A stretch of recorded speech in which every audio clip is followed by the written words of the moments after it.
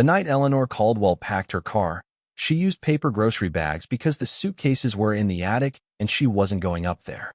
Not at 10 o'clock at night. Not after what the afternoon had been. She folded 3 blouses into the first bag. Her Goodwill cardigan with the mother-of-pearl buttons Gerald had bought her in 1994, her Bible, her reading glasses, a photograph in a cracked frame that she wrapped in a dish towel so the glass wouldn't cut through the paper. She moved through the bedroom the way a person moves through a house that no longer fully belongs to them, carefully, taking only what was clearly hers. If you're enjoying this story so far, don't forget to hit the like button and subscribe. Drop a comment telling me where in the world you're watching from. I love hearing from you. Because that's what it had come to. 70 years old. 31 years in this house. Packing into grocery bags. She had painted the kitchen herself in 1998, a yellow the color of butter. Repainted it in 2011 when it faded. She had planted the rose bushes along the front walk, buried her husband from the driveway on a cold January morning 6 years ago, kept the gutters clean and the lawn edged, and the Christmas lights hung every December even after Gerald was gone, even when the latter scared her, even when she had to steady it against the eave with one hand and climb with the other and tell herself not to look down. She had kept everything the way it was supposed to be kept, and she had done it alone, and she had not complained to anyone. And on a Tuesday in October, her son Richard had sat across from her at her own kitchen table and explained, patiently, the way you explain something to someone who doesn't quite follow, that it would make more sense financially if she moved into the Meadow Glen Senior Living Community on Route 9. He had brought a brochure. She had looked at the brochure for a long time without touching it. Meadow Glen had a photograph of a dining room on the cover. Round tables with cloth napkins. A woman smiling at a potted plant in the foreground. Eleanor studied that photograph and tried to understand what she was supposed to feel about it. Then Sandra, Richard's wife, had added also patiently that they had already spoken with a real estate agent. That the house, given the current market, could sell quickly. That the proceeds, after fees and the remaining property tax balance, would more than cover the first year at Meadow Glen, possibly the second. That Eleanor could keep her personal items, within reason, though the facility had storage limits per unit. Within reason. Eleanor had been reasonable her entire life. Reasonable when Richard dropped out of his first college at 19, and she said nothing critical, just asked what he planned to do next and listened. Reasonable when Sandra chose not to invite Eleanor's sister Margot to the wedding, citing venue capacity, even though the venue held 240 guests and Margot was the only family Eleanor had left besides her children. Reasonable when Patrice, Eleanor's daughter, who lived in Portland and called when the guilt grew heavy enough to make her, had stopped calling as often. Reasonable when the Christmas visits got shorter. Every other year. Then a phone call from the driveway on Christmas Eve because the drive from Nashville to Portland was long and the kids had morning activities. Reasonable when Gerald got sick. Reasonable through the 3 years of it. Reasonable at the hospital on the last night, standing in the corridor while the nurses did what nurses do at the end, holding herself together because someone had to. Reasonable at the service and the reception and the long weeks after. She was good at being reasonable. She had been practicing since she was 22 years old. 70 years of reasonable, and here was the result.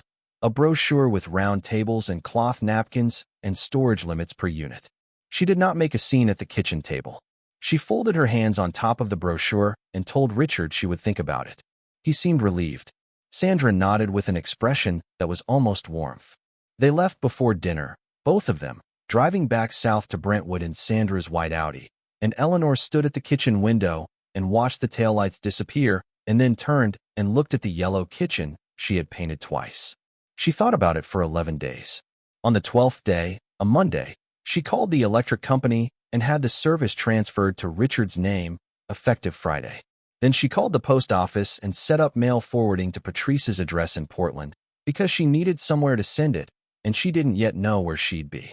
She wrote a short note to the neighbors on either side, Carol, who brought tomatoes from her garden every summer, and the Warfield family, who had 3 young children who sometimes kicked their ball into Eleanor's rose bushes and came sheepishly to retrieve it. She told them she was relocating. She thanked them for being good neighbors. She meant it. She packed on Monday night. 3 paper grocery bags.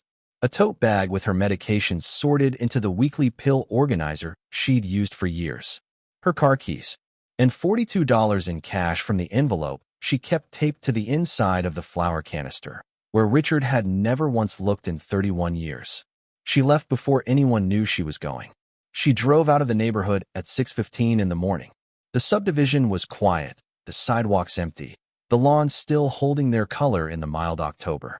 The rose bushes along her front walk were still green. They always kept their leaves until the first hard frost, and she looked at them in the rearview mirror as she backed out of the driveway and thought that whoever bought this house probably would not keep them.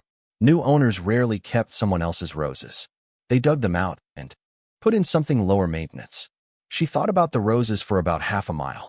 Then she stopped thinking about them. She got on the interstate heading east and drove into the dawn, which was coming up coral and gold over the ridgeline and making everything look briefly like the world had been repainted overnight. She turned the radio to a station that played older country music and drove.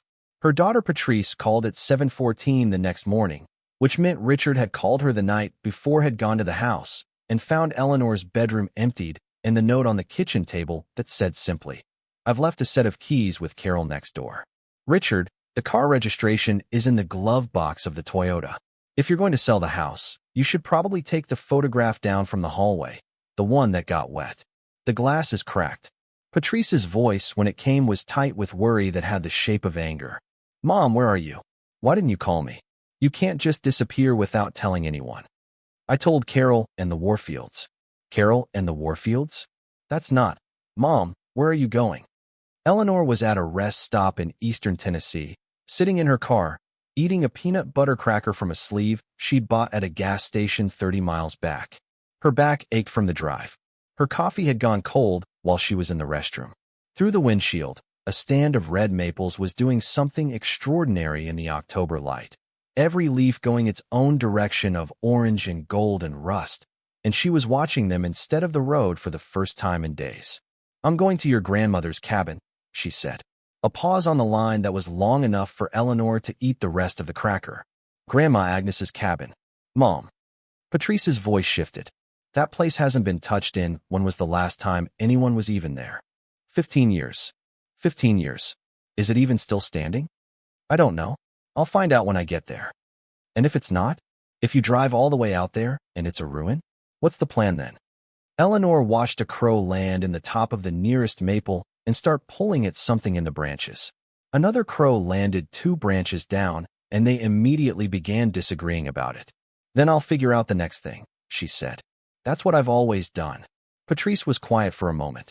Then, with the performance of patience, dropped the real voice underneath. "Mom, come to Portland. We have the guest room. You know that. Stay as long as you need. You've had that guest room for 6 years. You never once asked me to use it." The line went very quiet. "That's not fair," Patrice said, her voice smaller than before. "No," Eleanor agreed. "It isn't. I'll call you when I get there." She hung up, finished the cracker, and pulled back onto the highway. She drove another 40 miles before she let herself feel anything. Then she felt it all at once, not grief exactly, but something adjacent to it.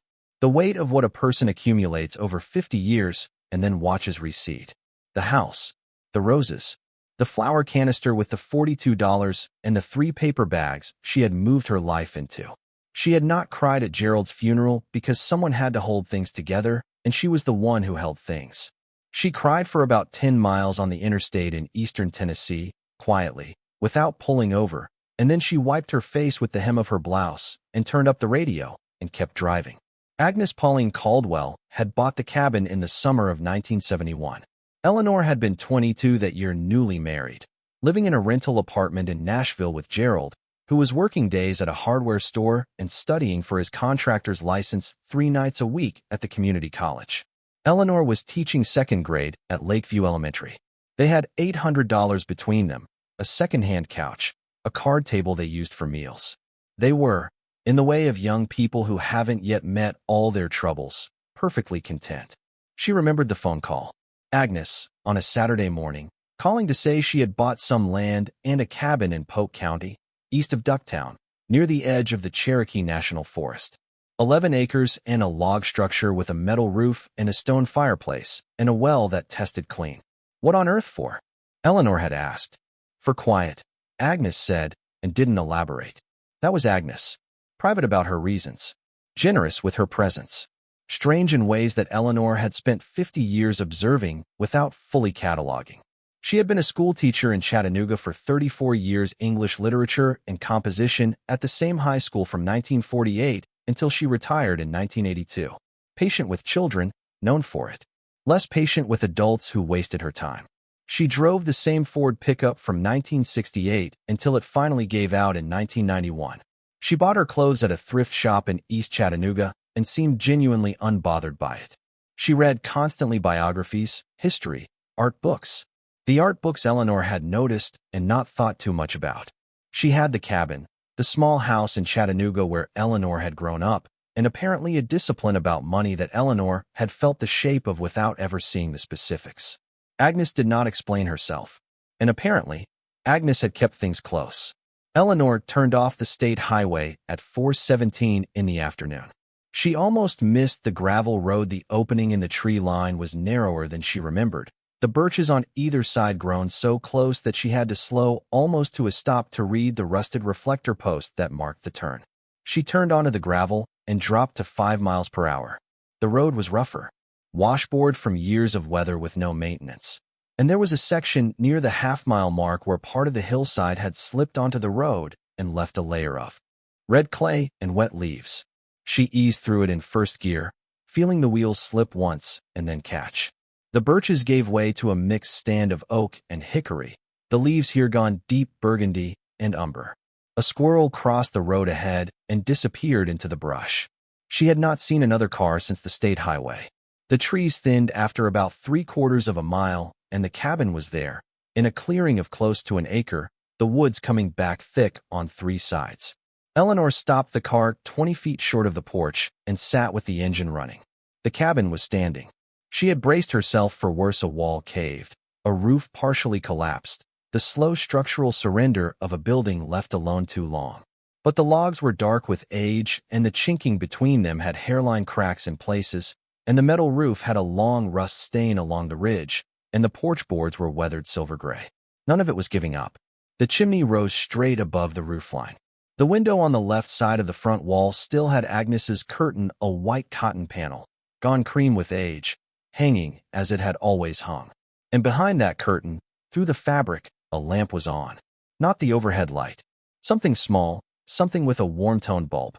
A pool of soft yellow behind the old cotton curtain, steady and unchanged.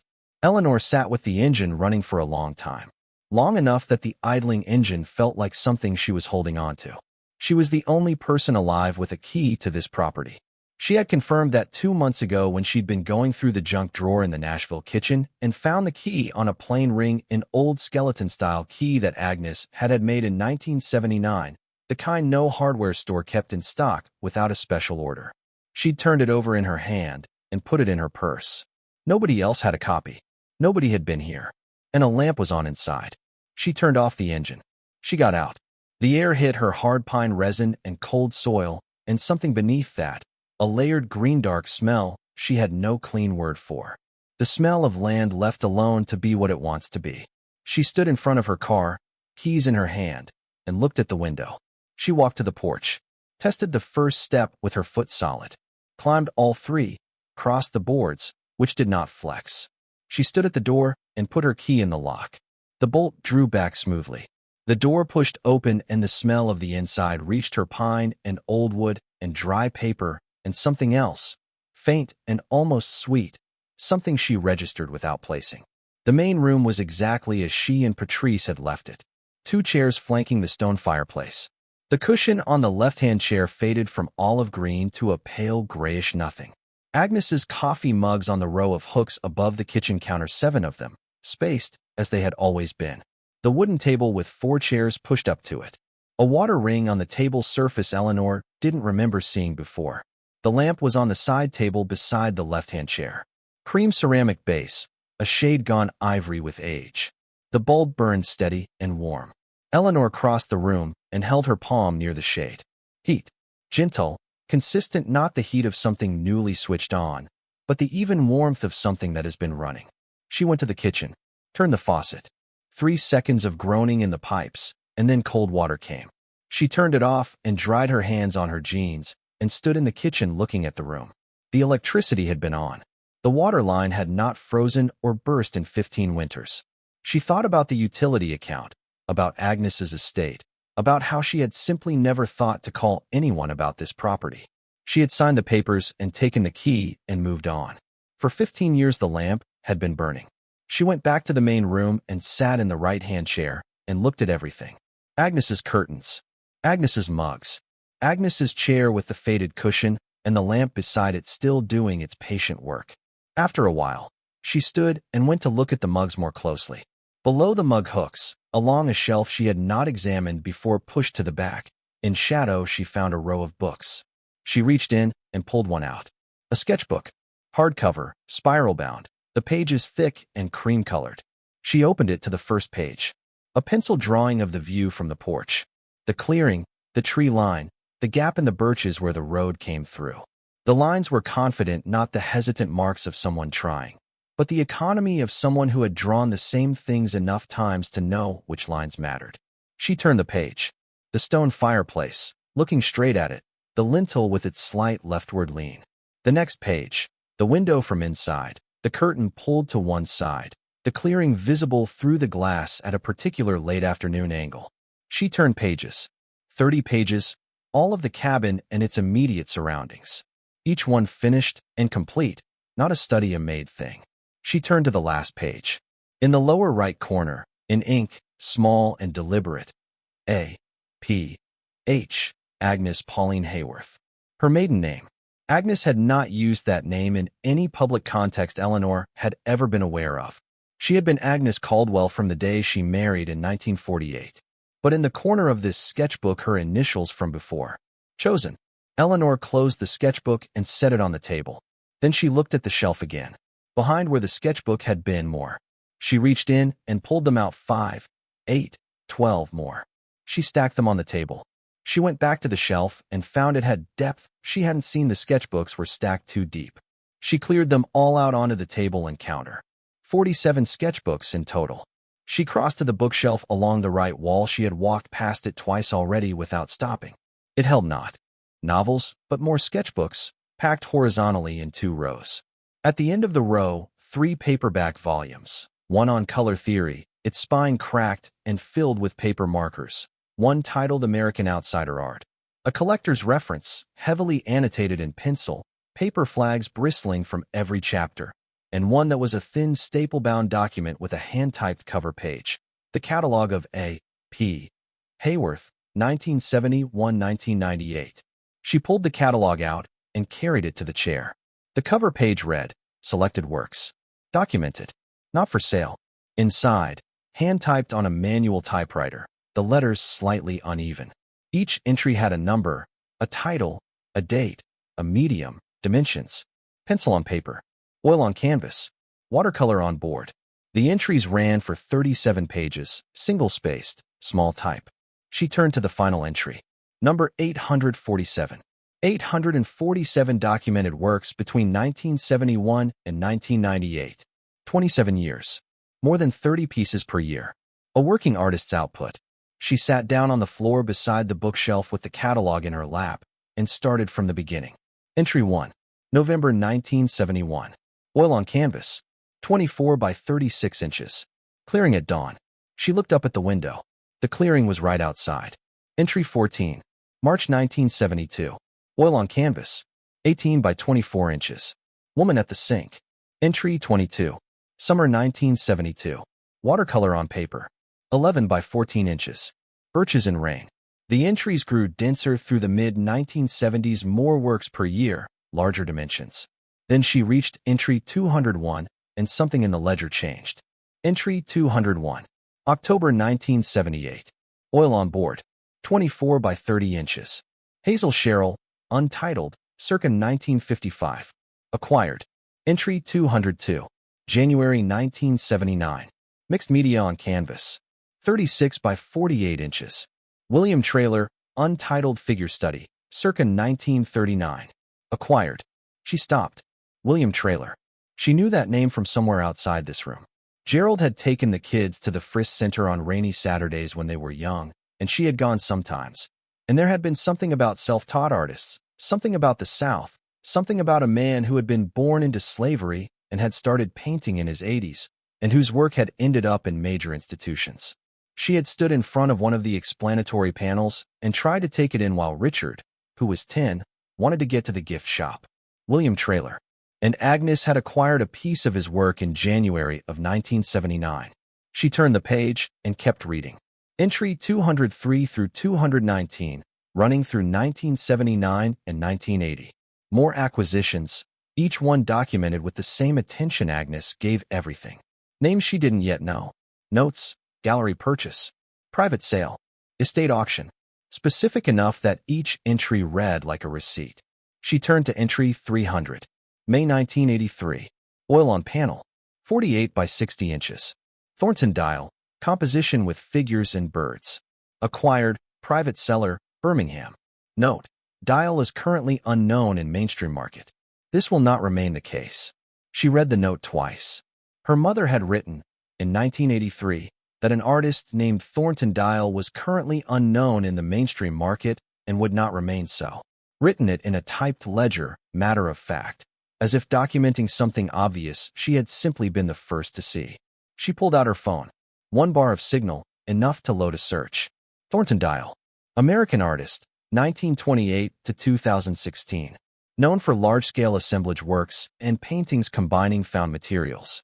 Collections, Metropolitan Museum of Art. Smithsonian American Art Museum. High Museum in Atlanta. Works sold at auction for 6 figures. Some for more. She put the phone down on the floor. Agnes had driven to Birmingham in 1983 and bought a painting by a man the art world had not yet heard of, and brought it back to this cabin, and written in her ledger that things would change. And they had changed. And Agnes had said nothing about any of it to anyone. If you're hooked on this story, make sure to subscribe and turn on notifications so you never miss an upload. Your support means everything and helps me bring you more emotional stories like this one. She looked around the main room. She had been here close to an hour and had not seen a single canvas. No paintings on the walls. No artwork leaning against any surface. 847 catalogued works of Agnes's own, plus an unknown number of acquired pieces, and none of it visible. She stood and walked slowly around the room. Fireplace wall, window wall, kitchen wall, door wall. She opened the bedroom bed frame, bare mattress, wooden dresser, single window. She opened the closet. Nothing but Agnes's old canvas jacket on a hook and a pair of rubber boots standing side by side with the same patience as everything else in this place. She came back to the main room and stood in the center of it. She looked at the floor. There was a braided rag rug in the center of the room. The kind of rug that has always been there, so ordinary that the eye slides past it without registering. She crouched down and pulled it back.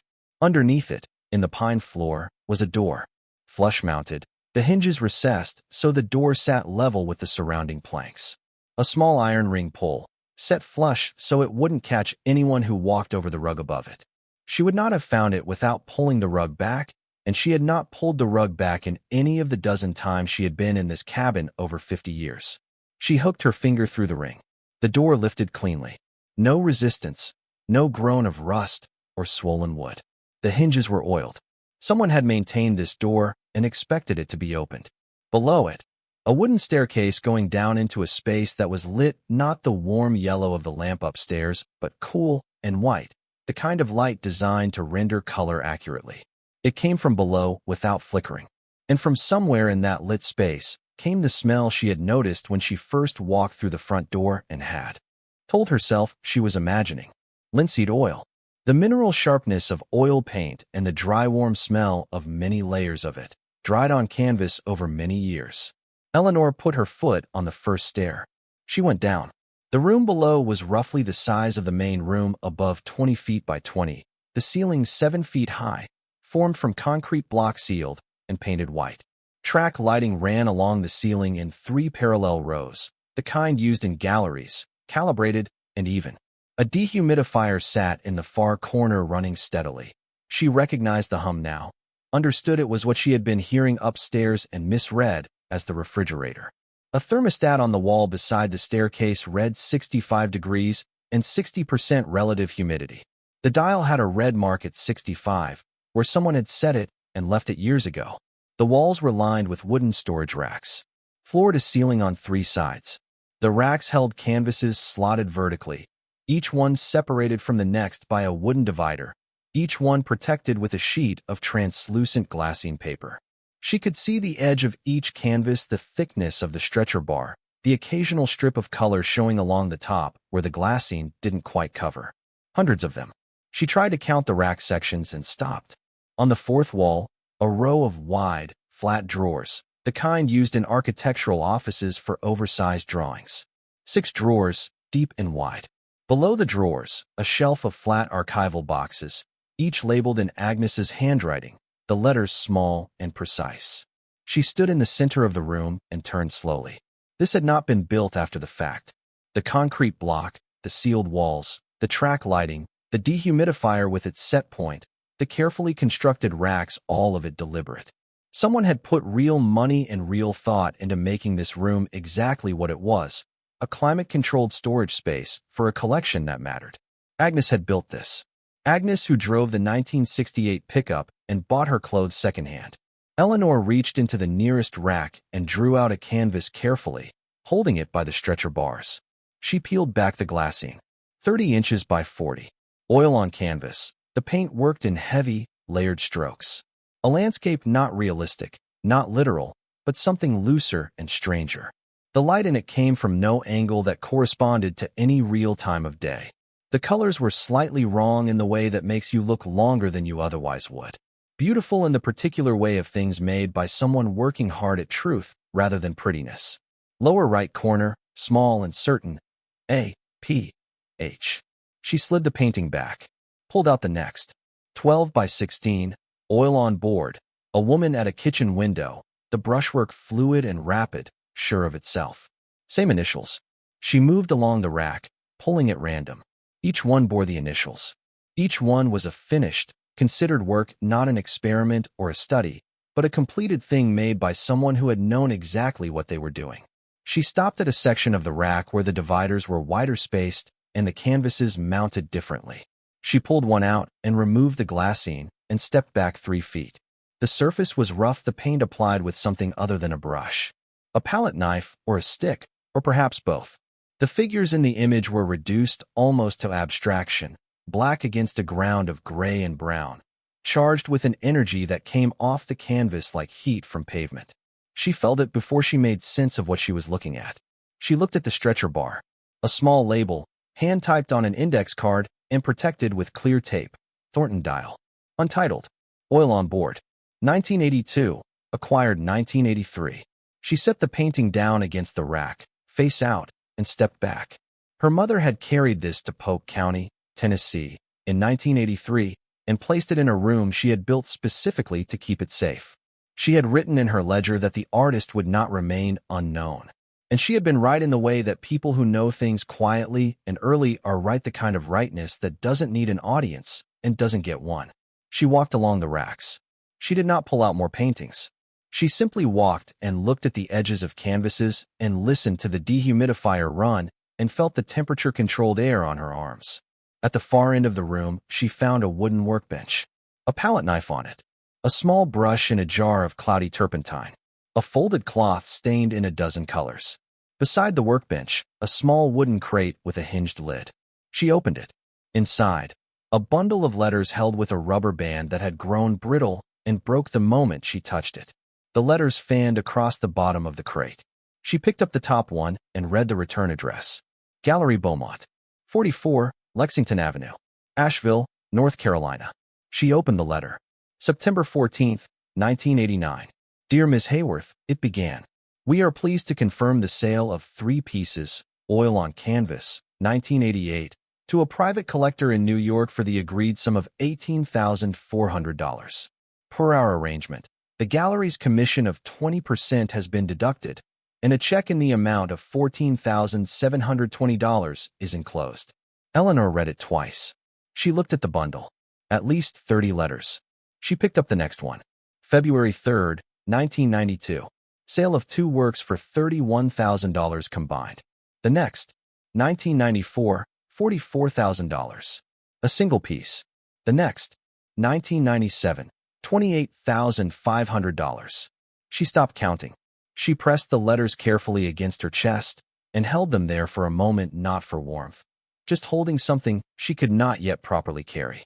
Her mother, Agnes Pauline Haworth Caldwell, schoolteacher, Ford pickup, thrift shop clothes, strong coffee from the plain white mug every morning without exception. A painter who had also happened to teach school, who had been selling work through a gallery in Asheville under her maiden name for decades, who had used those proceeds to buy the work of other artists she had identified early and believed in, who had built a room under a cabin in the mountains to hold all of it, and had kept the electricity running, and had said nothing to anyone who loved her. 847 documented works of her own, a collected body of work that included names Eleanor had only begun to account for. 30 letters from a gallery in Asheville, spanning more than a decade, representing sales she had no way yet to add up, and a catalog that ran only through 1998. Agnes had died in 2009. That was 11 more years unaccounted for. Eleanor Caldwell sat down on the floor of the hidden room in the Polk County cabin and held the letters from Asheville against her chest and listened to the dehumidifier run and felt the shape of something she could not yet see the edges of. The lamp upstairs was still burning. It had been burning for 15 years. It would burn for however long the arrangement Agnes had made before she died continued to hold, and whatever that arrangement was, Eleanor was only beginning to understand how little of her mother's arrangements she had ever known. She stayed down there a long time. She thought about the drive up to this county the first time she had ever made it. She had been 23 years old, and Gerald had been driving, and the kids didn't exist yet, and Agnes had met them at the end of the gravel road, standing in the clearing with her arms crossed, and her expression doing the thing it always did, holding back more than it revealed. She had made them coffee on the camp stove, and Gerald had walked the property line and come back saying it was good land, solid land, and Agnes had just nodded as if she already knew that and had not needed Gerald's opinion to confirm it. Eleanor had thought, watching her mother that afternoon, that Agnes was the most self-contained person she had ever known. Not cold present, fully present, attentive to everything around her in the way of someone who does not miss things, but self-contained. Her reasons were her own. Her plans were her own. She gave you her time and her attention and her care, and what she withheld was the interior, the machinery, the part of herself that decided things. Eleanor had thought about that over the years and mostly accepted it as a feature of her mother's character without looking too hard at what it might mean.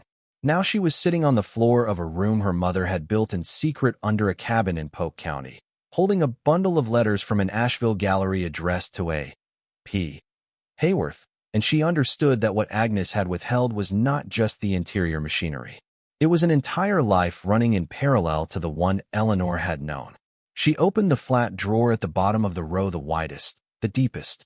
Inside, layered between sheets of glassine, were works on paper, large ones. Some of them she could tell from how far the paper extended into the drawer. She lifted the top sheet of glassine carefully. The paper underneath was heavy, the kind used for serious drawing work. On it, in charcoal, a figure study, a woman standing with her back to the viewer, looking out a window. The drawing had a weight to it that photographs never captured, the presence of the charcoal on the paper's tooth, the specific pressure of the marks. It was finished work, final work, the kind of work that goes on a wall. In the corner, A. P. H. and a date. 1984. She laid it carefully back down, lifted the next sheet. Another drawing. A landscape in ink.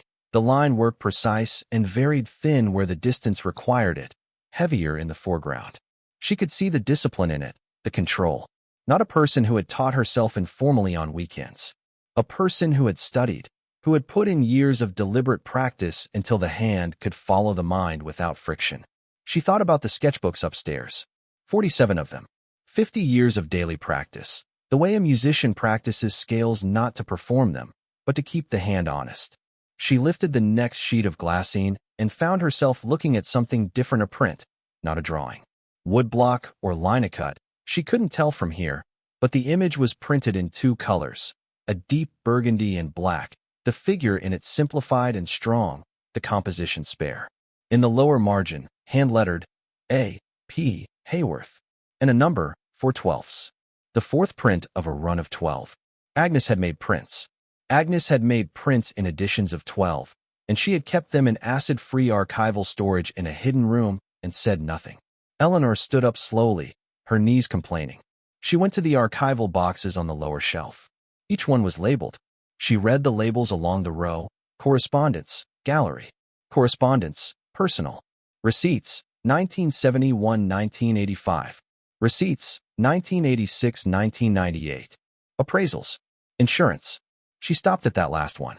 She lifted the box labeled insurance off the shelf and opened it. Inside, a single file folder, thick with papers. She opened the folder and found policy documents from an insurer she had never heard of, a specialty arts insurer based in New York. The policies were annual renewals. She flipped to the most recent one in the folder and read the date, January 2009, the year Agnes died. She looked at the line that said, total insured value of collection, all works, personal and acquired. She looked at the number. She read it again. She sat down on the floor. The number on the most recent insurance policy, dated January 2009, the last renewal Agnes had made before she died that March, was $14. $2 million. $14.2 million. She held the paper in her hands and looked at the number and looked at it again. $14 million in insured value. Not market value, insured value, which an insurer and an appraiser had agreed upon, which meant the actual market value at the time could have been higher. And that was 2009, 16 years ago. And the art market did not stand still. She set the folder down on the floor beside her and leaned back against the storage rack and stared at the white ceiling with the gallery track lighting running, its even cool illumination over everything.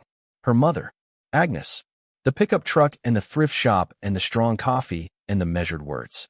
73 years of teaching composition to high school students and keeping her own compositions under a rug in a cabin in Polk County. 40 years of driving up here on weekends and making things in a room nobody knew existed. 40 years of selling work through a gallery in Asheville to collectors in New York and using the proceeds to buy paintings by artists she believed in before anyone else had found them. And keeping it all in a room where the climate was controlled and the collection was insured and the lamp upstairs was set to a timer. A timer. That was what it was. She understood it now.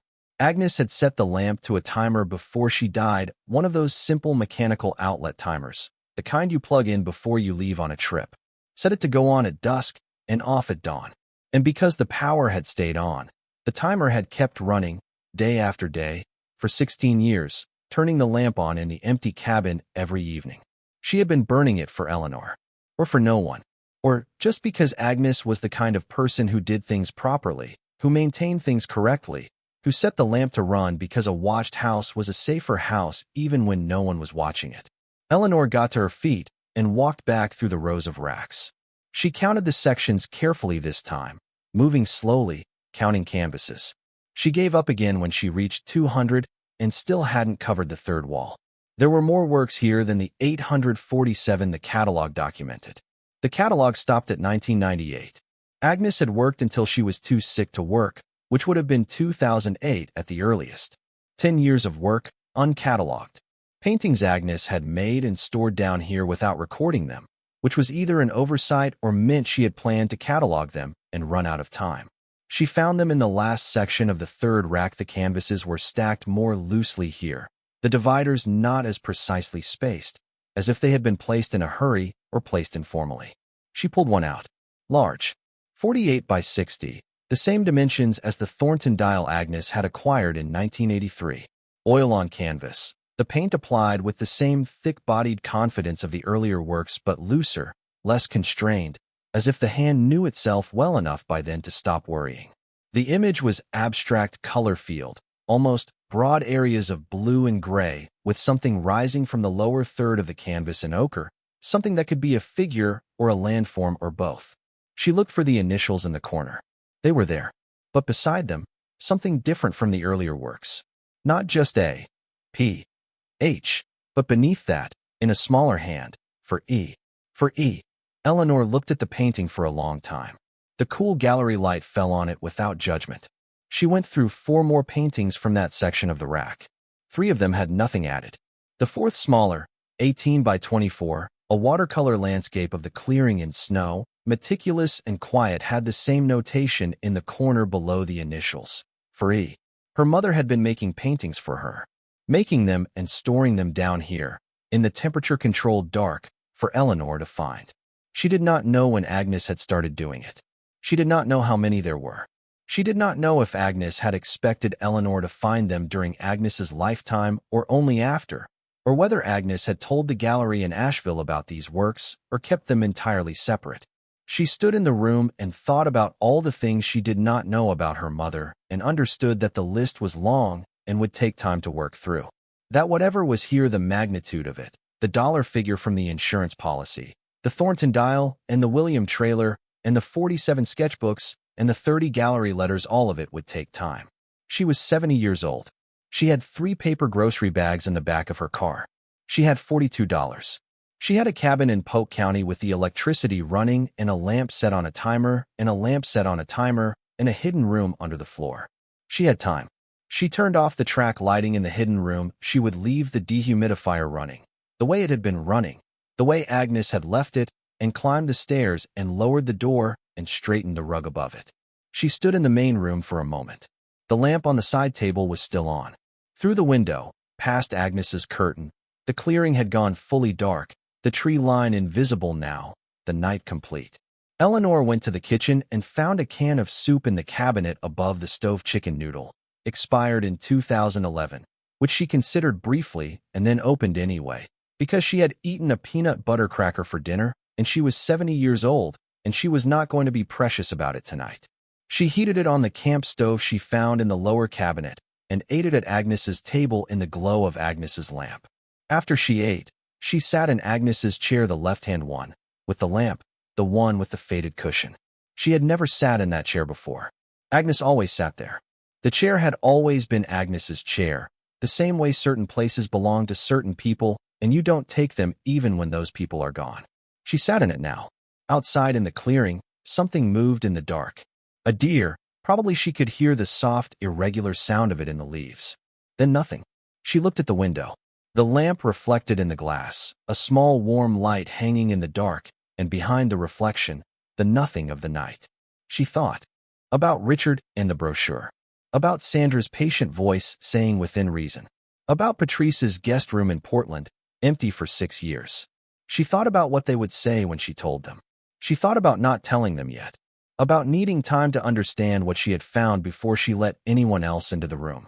She thought about Agnes, sitting in this chair in this lamplight, keeping her own counsel, building her own life in the quiet hours, and saying nothing. Eleanor Caldwell sat in her mother's chair with the lamp burning beside her, and the hidden room below her feet, and the insurance document still on the floor downstairs next to the bundle of letters, and she stayed very still and let the shape of it keep coming. She woke up in the chair. She had not meant to sleep there. She had sat down in Agnes's chair after eating the soup and had meant to stay only long enough to think, and thinking had taken her somewhere else entirely without warning. One moment she was looking at the lamp, and the next she was waking up with a stiff neck and a gray light coming through the curtain and the lamp still on beside her, steady as a pulse. She turned the lamp off. The room was different without it, bluish, tentative, the morning coming through the single window in the oblique and uncommitted way of October in the mountains. She looked at her watch. 6:48. She had slept in her mother's chair, in her mother's cabin, in her clothes from yesterday, and she felt, underneath the stiffness in her neck and the residue of a dream she couldn't quite catch, something she hadn't felt in a long time. She identified it slowly, sitting in the half-dark. Rested. She got up and went to the kitchen. The camp stove was where she'd found it the night before, under the lower cabinet. She lit it with a match from the box on the shelf she had checked earlier and been quietly amazed that it was there, a box of kitchen matches that had been in the same place for 15 years, the phosphorus heads still good, the wood of the sticks still dry. She filled the kettle from the tap and set it on the burner and stood at the sink while the water heated. Through the kitchen window, the clearing was visible in the early light. The grass had grown back over years of neglect, not the manicured kind, but the shaggy, complicated kind of growth that happens when a field is left to remember what it wants to be. The tree line was close, the birches along the north side catching the first light on their white trunks. A cardinal landed on the porch railing and regarded the clearing with the alert, proprietary of a bird who has been using this space without interruption for years. Agnes's clearing. Agnes's cabin. Agnes's room under the rug. If you're enjoying this story so far, don't forget to hit the like button and subscribe. Drop a comment telling me where in the world you're watching from. I love hearing from you. She made coffee, found a can of ground coffee in the cabinet above the stove, 8 years past its best-by date, and made it anyway and drank it standing at the kitchen counter. It tasted like coffee. That was enough. Then she pulled the rug back and opened the door in the floor and went downstairs. The room looked different in the morning, not because anything had changed, but because she had. She had slept and eaten, and she was no longer running on the adrenaline of arrival. She looked at the racks of canvases with the steady attention of someone who has had time to be ready. She went to the archival boxes on the lower shelf and pulled out the one labeled Correspondence, Personal. Inside, a file folder with a rubber band around it. Also brittle, also breaking when she touched it. Inside the folder, letters. Not gallery letters, personal ones, written by hand, addressed to Agnes in handwritings she didn't recognize. She flipped through them. Names she didn't know, mostly postmarks from across the country. A few she recognized as addresses in Asheville. Then, at the bottom of the folder, a single envelope, sealed, her name on the front in Agnes's handwriting. Eleanor. Just that. Her name. In her mother's hand. She sat down on the concrete floor with the envelope in her lap and looked at it for a while. The handwriting was Agnes's, but the letters were careful in a way that suggested Agnes had taken her time with them. Not the quick shorthand of a note left on the counter. Something written with intention. She opened it. The letter was 3 pages, handwritten on the same heavy cream paper Agnes used for her sketchbooks. The date at the top was October 14th, 2008. Agnes had died the following March. She had known she was writing this letter as close to the end as she could bear to get. Eleanor, the letter began. If you are reading this, you found the room. I'm glad. I was starting to think I might need to send you a map. She almost laughed. She pressed her lips together and kept reading. I want to explain some things, though I'm aware that explanations at this stage are somewhat overdue. I've been a private person my whole life, as you know, and for most of that life it served me well. Whether it served you well is a separate question, and one I've thought about more lately. The paintings are mine. I started making them the year I bought this land, which was not a coincidence. I needed a place to work without explaining myself, and this was it. The cabin gave me that. I drove up on Fridays after school and came back on Sunday nights for 30 years, and in between I made work, and I was as happy as I know how to be. I sold the work through a gallery in Asheville. The owner was a woman named Marguerite Beaumont, who is no longer living, but her daughter Claire runs the gallery now and knows about you. I told her about you some years ago when I understood that I should have a plan. Claire has a file. You can call her. I want to tell you why I used my maiden name. It wasn't secrecy, not exactly. It was more that Agnes Haworth was the person who made the paintings, and Agnes Caldwell was a different person, the mother, the wife, the schoolteacher, and I didn't want the two things to blur. I was afraid that if you knew about A.P. Haworth, you would not know where one stopped and the other started. I was afraid I didn't know, and that was a problem I could not solve in the time I had. I'm sorry for that. I think I was wrong. The collection is the thing I'm proudest of. I started buying in the late 1970s after I visited an exhibition in Birmingham and saw work that stopped me cold. I'm not going to list the artists because you'll find the catalog and you'll see for yourself, but I want you to understand the principle. I bought work by people the market hadn't found yet. People who were making things that told the truth in ways that nothing else did, and I bought it because it deserved to exist, and because I had the money and nobody else was going to.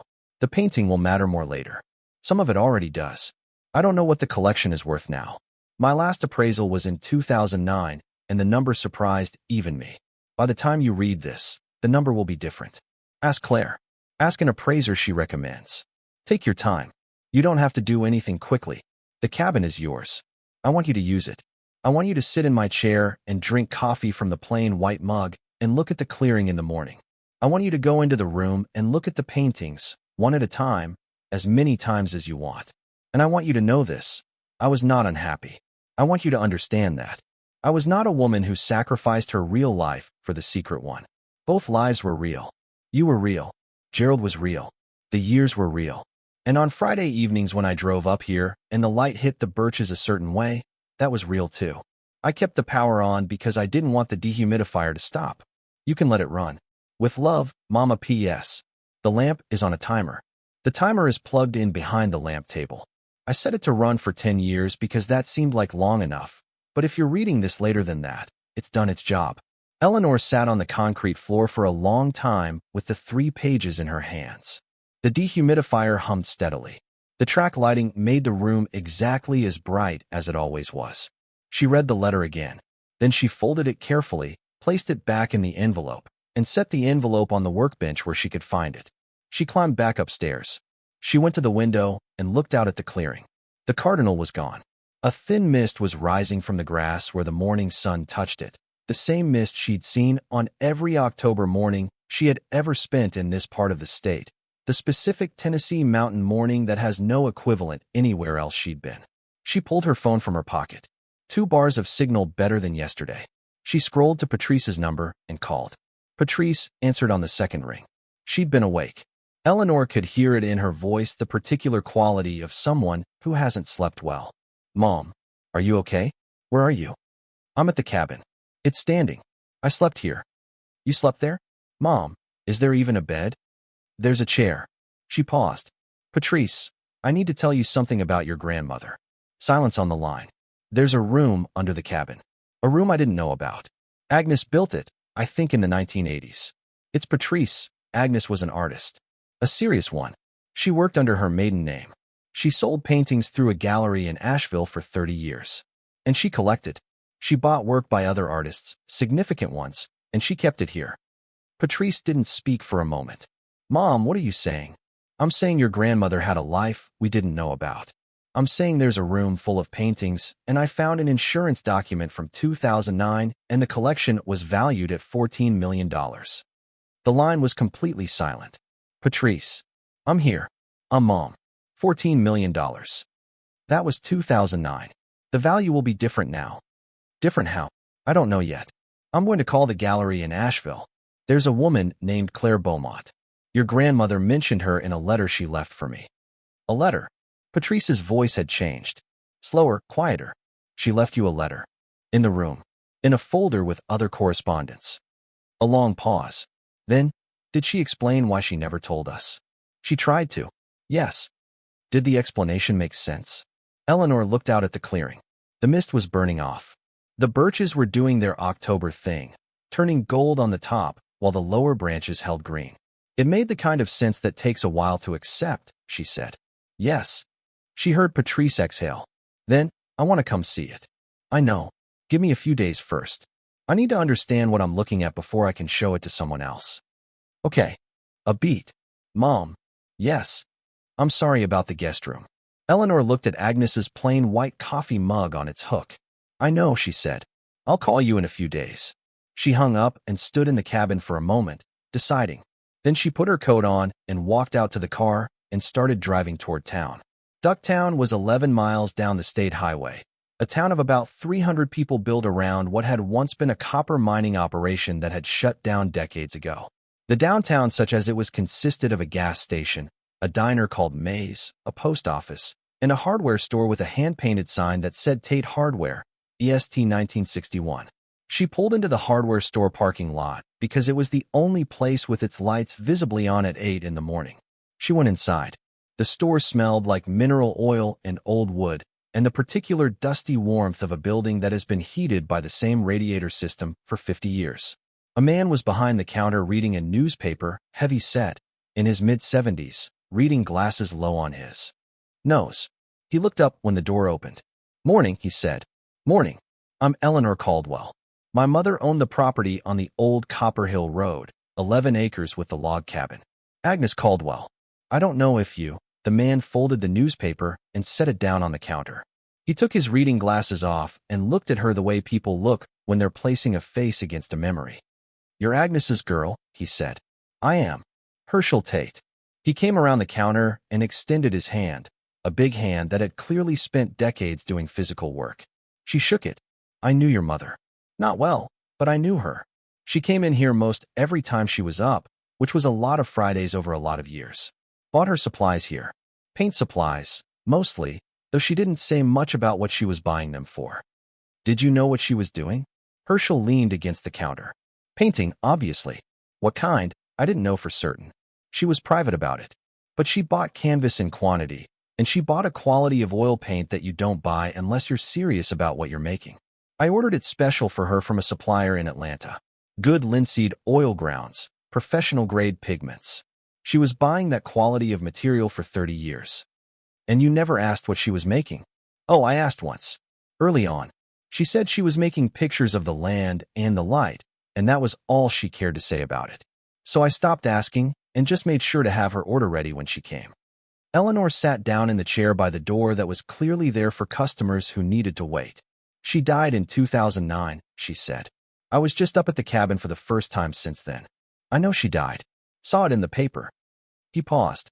I always wondered what would happen to the property. Figured her family would sell it eventually. Her family didn't know what was there. Herschel studied her. He was one of those people who listen with their whole face, who make you feel the quality of their attention. What did you find? He asked. She told him. Not all of it, not the letter, not the insurance figure, but enough. The room under the cabin. The paintings. The gallery in Asheville. The catalog with its 847 entries. He listened without interrupting. When she finished, he was quiet for a moment, looking at the floor between them. That sounds like Agnes, he said finally. Does it? She was the most self-possessed person I ever met. Knew exactly what she was about, and didn't feel any need to explain it. I used to wonder sometimes what she was turning over in her head when she came in here. She'd look at a display of something, brushes, palette knives, whatever, and you could see her working through something. Not shopping exactly. Deciding. He picked up his reading glasses and folded them. She ever tell you about the gallery? The one in Asheville? No, but she mentioned it in a letter she left. There's a woman named Claire Beaumont. Beaumont. He nodded slowly. I had a woman come through here maybe 8, 9 years ago. Said she was looking for the cabin. I gave her directions.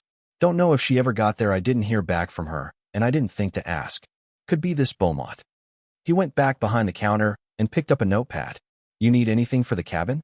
If you're staying there, you'll need provisions. The water's on. Running fine. Electric? On. Herschel looked at her steadily over the counter. Your mother paid the electric company a lump sum in 2002, he said. $15,000. I know because she asked me what I thought about it, and I told her it was a strange thing to do. She said she wanted the power to stay on regardless of what happened, that she had equipment running in the cabin that couldn't be interrupted. The power company held the credit against the account. I don't know if they've gone through it by now. Eleanor stared at him. $15,000. Against a monthly bill in a rural county, the cabin probably ran $40 or $50 a month. At that rate, the credit would have lasted 20 years or more. Agnes had planned for this. She had planned for everything. She told you about that? Eleanor said. She mentioned it. Like I said, she didn't explain herself much, but she trusted me with the occasional practical fact. I think she needed someone local to know the basics, in case. He shrugged. I didn't ask in case of what. Eleanor left the hardware store 40 minutes later with a bag of groceries from the gas station, next door eggs, bread, canned goods, coffee that wasn't 8 years old, and the phone number for Tate Hardware in case she needed anything. She drove back to the cabin and made eggs on the camp stove and ate at Agnes's table. While she was washing the single pan, her phone rang. Richard. She dried her hands and answered. Mom. His voice had the practiced calm of a man who has decided to approach a situation carefully. Patrice called me. I expected she would. She said you found something at the cabin. Some kind of art collection. That's right. A pause. Mom, you have to understand that what you found in an old cabin, it could be anything. Old paintings don't necessarily mean anything valuable. People store things for sentimental reasons, not because they're worth money. Richard, I'm just saying that before you get any ideas, you should have someone look at it who knows what they're talking about. Not some local antique dealer, but a real, Richard. Your grandmother had the collection appraised in 2009 by a professional appraiser. The insured value at that time was $14.2 million. Silence. Mom. She also sold work through a gallery in Asheville for 30 years. Under her maiden name. There's a file of correspondence with the gallery going back to the 1980s. There are letters confirming individual sales. The silence stretched longer this time. $14 million, Richard said. At 2009 values. The market has moved since then. Moved which direction? That's what I need to find out. She heard him breathing on the other end of the line. She could picture him at his desk in Brentwood, in the office he'd built in the spare bedroom, sitting in the expensive chair he'd bought himself for his 43rd birthday. She had been in that office once, 2 years ago, and he had shown her the view of the neighborhood from the window with a quiet pride that she understood was about more than the view. "I'm coming up there," he said. "No, Mom, you can't handle this by yourself. This is a legal matter. There are estate implications, tax implications. Richard, it's been 36 hours since I found this. I am not handling anything yet. I am sitting in your grandmother's cabin eating eggs and trying to understand what I'm looking at. I don't need you to drive up here and manage it." "I'm not trying to manage anything. I'm trying to help." "I know what it sounds like when you're trying to help," Eleanor said, "and I know what it sounds like when you're trying to manage a situation. This is the second one, so give me a few days." Another silence. "A few days," he said finally. "A few days." She hung up before he could reframe it. She went back downstairs. If you're hooked on this story, make sure to subscribe and turn on notifications so you never miss an upload. Your support means everything and helps me bring you more emotional stories like this one. She spent the morning in the room with the catalog, working methodically through the acquired pieces. She had found a legal pad and a pen in the archival box labeled correspondence. Personal Agnes had kept supplies, because Agnes kept everything, and she began a list. Artist name, date of work, medium, date acquired. The names filled the page. William Traylor, 2 pieces, acquired 1979. Thornton Dial, 1 piece, acquired 1983. Mose Tolliver, 3 pieces, acquired 1984 and 1985. Bessie Harvey, 4 pieces, acquired 1986. Howard Finster, 2 pieces, acquired 1981. She stopped at that name. Howard Finster. She knew that name. Everyone in Tennessee knew that name, broadly, the way you know a landmark. Finster had built Paradise Garden in Georgia. He had made album covers. R.E.M.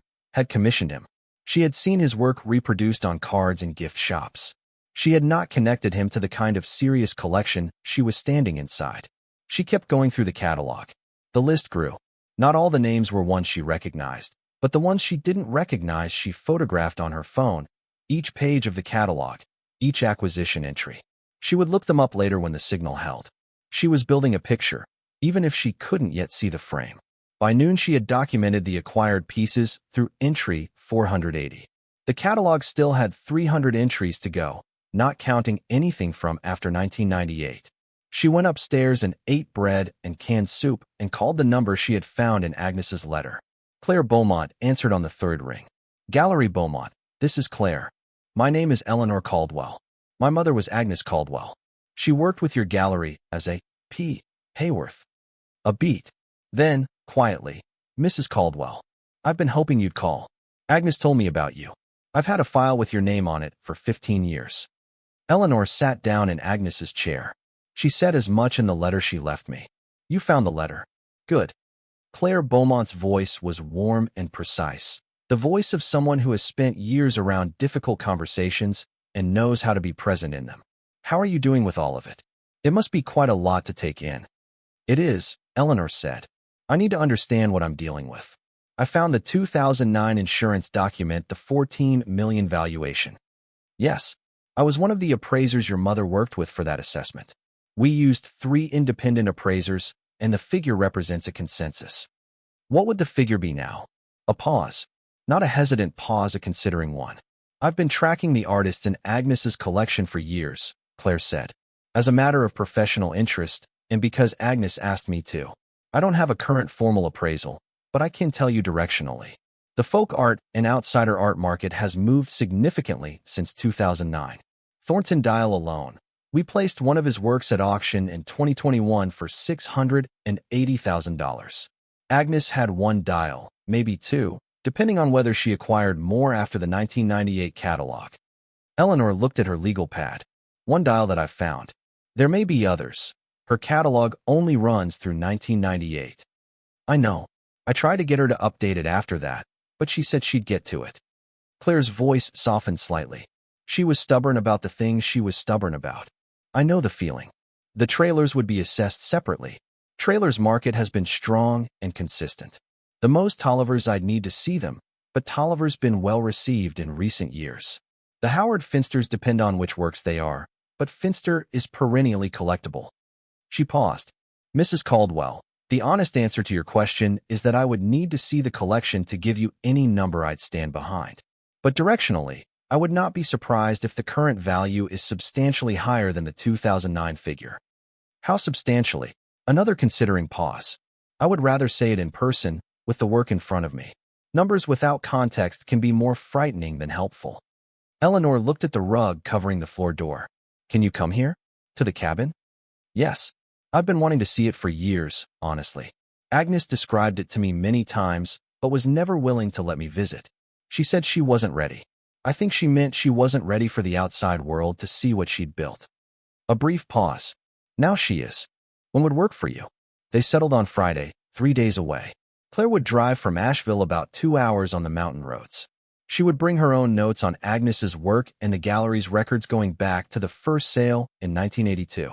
After she hung up, Eleanor sat in the chair for a long time without moving. $14 million in 2009. And the market had moved. Claire Beaumont, who had worked with the collection and tracked the artists for years, was not willing to give a number without seeing the work in person. Eleanor thought about what kind of number made a person careful about saying it out loud. She thought about what happens when a number is big enough that it changes the shape of everything around it. She thought about Richard on the phone. His voice, when he said 14 million. The way the words came out slower than the words before them. The way you say something when the implications are arriving faster than you can process them. She thought about Sandra. Within reason. She thought about the storage limits per unit at Meadow Glen. Outside, the afternoon light was coming through the curtain at the particular angle of mid-October in the mountains. The sun lower each day now, the shadows longer, the light on the birch trunks going from white to amber as the day moved. She had watched this light on every visit she could remember, and now she was watching it again, sitting in her mother's chair, in the room her mother had built and filled and left. She thought about Agnes driving up on Friday evenings, the pickup turning onto the gravel road, the trees closing in on either side, the cabin appearing at the end of the clearing. Agnes parking and sitting for a moment before getting out, the way Eleanor had sat with the engine running the afternoon she arrived. Was that a thing Agnes had done too? Sitting at the threshold, taking a breath before going in? She did not know. She had never watched her mother arrive here. She had so many questions, and the only person who could have answered them was gone, and the letter was 3 pages that said what Agnes had chosen to say, which was not everything, which could never be everything. She pulled the letter out of her coat pocket where she had put it after reading it a second time downstairs. She read it again. The line she kept returning to was not the one about the collection. It was the one near the end. Both lives were real. You were real. Gerald was real. The years were real. She had thought sometimes, over 50 years, that Agnes held something back from her. That there was a part of her mother that was not available, that existed in a room Eleanor was never allowed into. She had been right. There was a room.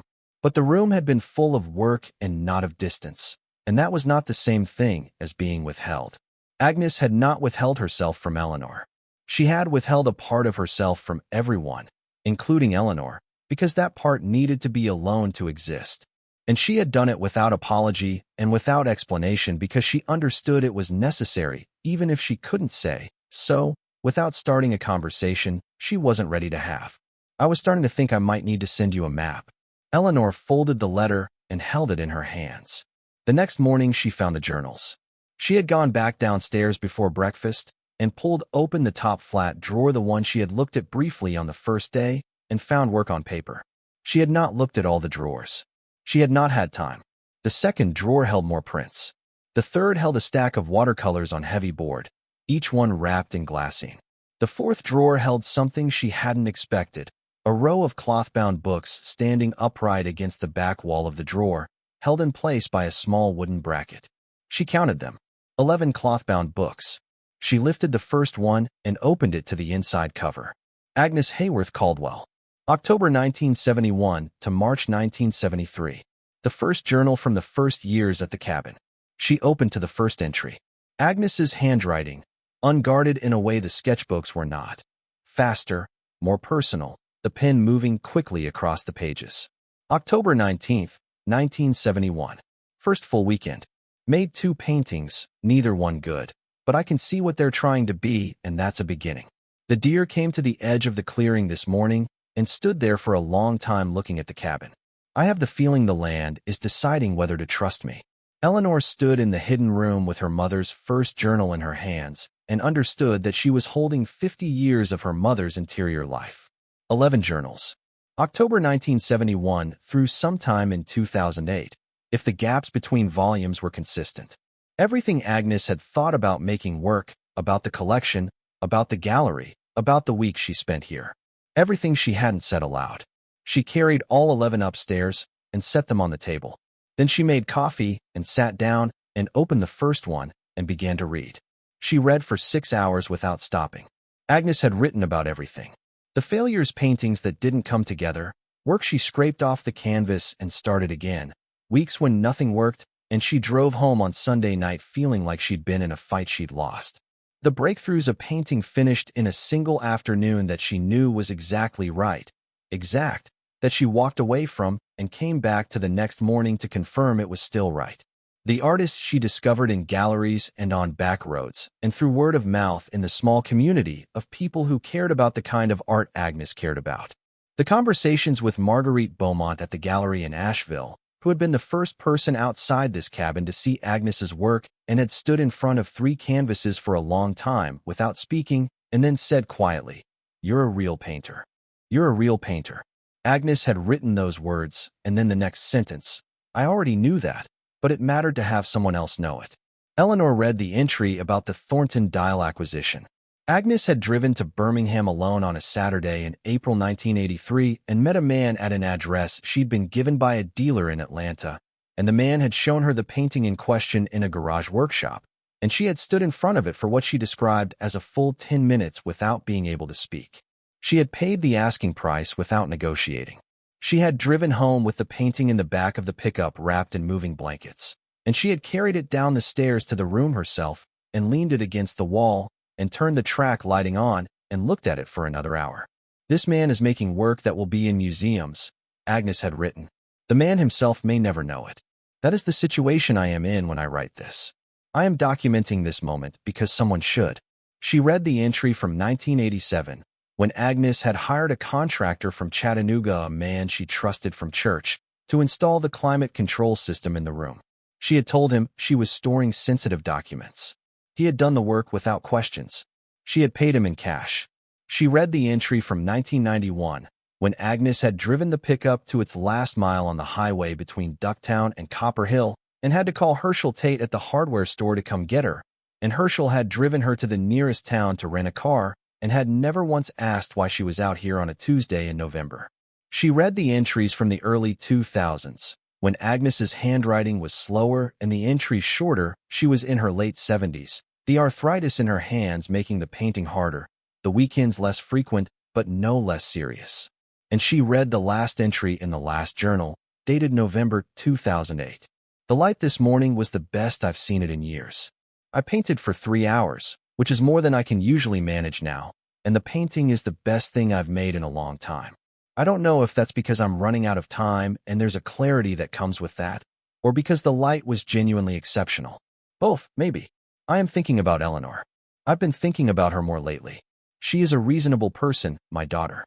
She has been reasonable her entire life, which I admire and which also frightens me sometimes. I hope she has something she does that is not reasonable. I hope she has a room of some kind that is hers. I should tell her more. I know I should. I have been keeping this from her not because it is secret, but because once I explain it, it becomes something that can be questioned and evaluated and managed by other people's hands. And for as long as I have kept it private, it has been entirely mine. I am 79 years old. The room is full. I think I am ready to let it be hers." Eleanor put the journal down on the table and pressed both hands flat against the wood and stayed very still. "I hope she has a room of some kind that is hers." She looked around the main room of the cabin. Agnes's chair, Agnes's curtains, Agnes's mugs on their hooks, the lamp that had been burning since the timer started, since Agnes had set it running and driven away from this place for the last time. She looked at the rug. "I think I am ready to let it be hers." She stood up and went to the window and looked out at the clearing. It was late afternoon, and the light was doing what it always did at this hour, coming in low and long and gold, hitting the birch trunks and making them glow. The same light Agnes had looked at every Friday evening for 30 years. The same light Eleanor had seen in paintings downstairs without knowing what she was looking at. She understood, standing at the window in the gold light, that she had not been cast out. She had been led somewhere. That the grocery bags and the $42 and the 11 days of thinking and the drive east had not been a retreat, they had been a direction. Her mother's direction, written into a letter and sealed in an envelope and left in a room under a rug, waiting for Eleanor to pull the rug back. I am ready to let it be hers. She pulled out her phone. Not to call Richard. Not to call Patrice. She called Claire Beaumont back. Friday, she said when Claire answered. Can you come Thursday instead? I want to show you something before we talk numbers. Of course, Claire said. I'll be there at 10. Eleanor hung up and stood in the window light for another minute. Then she went downstairs and chose a canvas from the rack, one of Agnes's, a mid-sized oil, a view of the clearing at dawn that matched almost exactly the pencil drawing from the first sketchbook she had found. She carried it upstairs carefully and set it on the fireplace mantel, leaning against the stone. She sat in Agnes's chair and looked at it. The painting showed the clearing in the early light, the birches on the left catching the first sun, the grass still gray with dew, the tree line at the back a deep green-black. It was painted with a particular kind of stillness, not static, but held. The way a breath is held. The feeling of being the first person to see something that has been there all along. Agnes had painted this. Agnes had sat in this chair, in this light, in this cabin, and made this. And then she had put it downstairs in the room and gone on with the rest of her life without needing anyone to know. Eleanor sat in the chair until the clearing outside went dark and the lamp on the side table was the brightest thing in the room. Then she got up and made dinner and went to bed. She woke at 6 the next morning with the immediate clarity of someone who has slept well for the second night running, which was unusual enough that she noticed it. She made coffee. She looked out at the clearing while the light came up. The deer Herschel had mentioned she hadn't seen one herself yet, but the grass near the wood line had been flattened in a rough oval in the night, a sleeping place, and the prints in the soft mud at the clearing's edge were fresh enough that she stood on the porch looking at them for a while before going back inside. She had 2 days before Claire Beaumont arrived from Asheville. She used them. She went back through the acquired works in the catalog methodically, a section at a time. She cross-referenced names on her phone. Service was unreliable, but held long enough, if she stood in the kitchen window, to run a search and get something back. She kept the legal pad going, filling pages with names and dates and the fragments of information she could gather. What she found, piece by piece, was that her mother had been paying attention to something nobody else was paying attention to, a current of American art that ran outside the mainstream, made by people without formal training, without gallery representation in the traditional sense, without the institutional apparatus that the art world generally required before it took something seriously. Agnes had taken it seriously in 1978, when the field barely had a name. She had bought work in the 1980s at prices that were modest by any standard and held it for 30 years in a temperature-controlled room in the mountains. She found an entry in the catalog for a piece by a woman named Minnie Evans, a small watercolor and ink work, dated 1960, acquired in 1984 from an estate sale in Wilmington, North Carolina. She looked up Minnie Evans on her phone. Work held at the Smithsonian, the Jepson Center in Savannah, multiple private collections. She found another entry for a work by Jimmy Lee Sudduth, a landscape painted in natural pigments on board, acquired 1986. Then a piece by Valise Simpson, documented as a small assemblage work, which Agnes had noted was difficult to store but worth the trouble. Every entry was like this: a name, a date, a purchase that had looked modest at the time and now looked like foresight. She called Patrice that evening. "How are you doing up there?" Patrice asked, and she meant that Eleanor could tell the difference now between the performed concern and the actual kind. "I'm reading your grandmother's journals," Eleanor said. She kept 11 of them, starting in 1971. Patrice was quiet for a moment. "What are they like?" "Like talking to her. Like the version of her I always suspected was in there, but couldn't quite reach." She paused. She was funny. In a dry way. She wrote about a painting she made in 1975 that she hated so much she carried it to the woods, and left it against a tree because she couldn't bring herself to throw it in the garbage, but she couldn't stand to look at it anymore. She wrote about it like it was a small, embarrassing defeat. Patrice made a sound that might have been a laugh trying to happen. Did she say what happened to it? She went back and got it 3 months later. She said she wasn't ready to give up on it yet. That's very Grandma Agnes. It is. Eleanor shifted in the chair. There's a woman coming from Asheville Thursday morning. From the gallery that sold your grandmother's work. She's going to look at the collection and give me a sense of current values. What are you expecting? I don't know. Claire, the woman from the gallery, said she'd rather say numbers in person, with the work in front of her. That tells me the number is the kind that benefits from context. Mom, Patrice said slowly. Whatever it is, what are you going to do with it? Eleanor looked at Agnes's painting on the mantel. The clearing in dawn light, still and held and right. I don't know yet, she said. I need to know what I have before I can decide what to do with it. Richard's going to want to be involved. Richard wants to be involved in everything. He's not wrong that there are legal questions. Estate taxes, inheritance documentation, I know that. She didn't say it sharply. I know that. I just need a few days to understand what I'm looking at before I let anyone else in the room. A pause on the line. Including me? Patrice asked. Including you. For a few more days. It wasn't unkind. Patrice seemed to hear it as such, not an exclusion but a boundary, the kind Agnes might have drawn, the kind that said I need to be the first person in the room with this before the room fills with other people. Okay, Patrice said. Call me after Thursday. I will. She spent Thursday morning cleaning the main room before Claire arrived. Not a deep clean, just order. She swept the floor and wiped down the table and straightened the coffee mugs on their hooks and pulled the braided rug back over the door in the floor, since the tour would start there and work downward, not the other way around. She also moved Agnes's painting off the mantel and back to its place in the rack downstairs. She wanted Claire to see it in the context of the rest of the work, not presented separately. Agnes had not presented it separately. Eleanor had taken it out and looked at it, and now it went back where it belonged. At 10:15, headlights appeared at the end of the gravel road. The car that came down the gravel road at 10:15 on Thursday morning was a gray Subaru, practical and road-worn, the kind of car that suggested a person who drives frequently and doesn't much care what the driving looks like. It stopped behind Eleanor's car, and a woman got out. Claire Beaumont was somewhere in her early 60s, Eleanor guessed, with close-cropped gray hair and the kind of posture that comes from decades of standing in front of work on walls, shoulders back, chin slightly lifted, a person accustomed to looking carefully at things.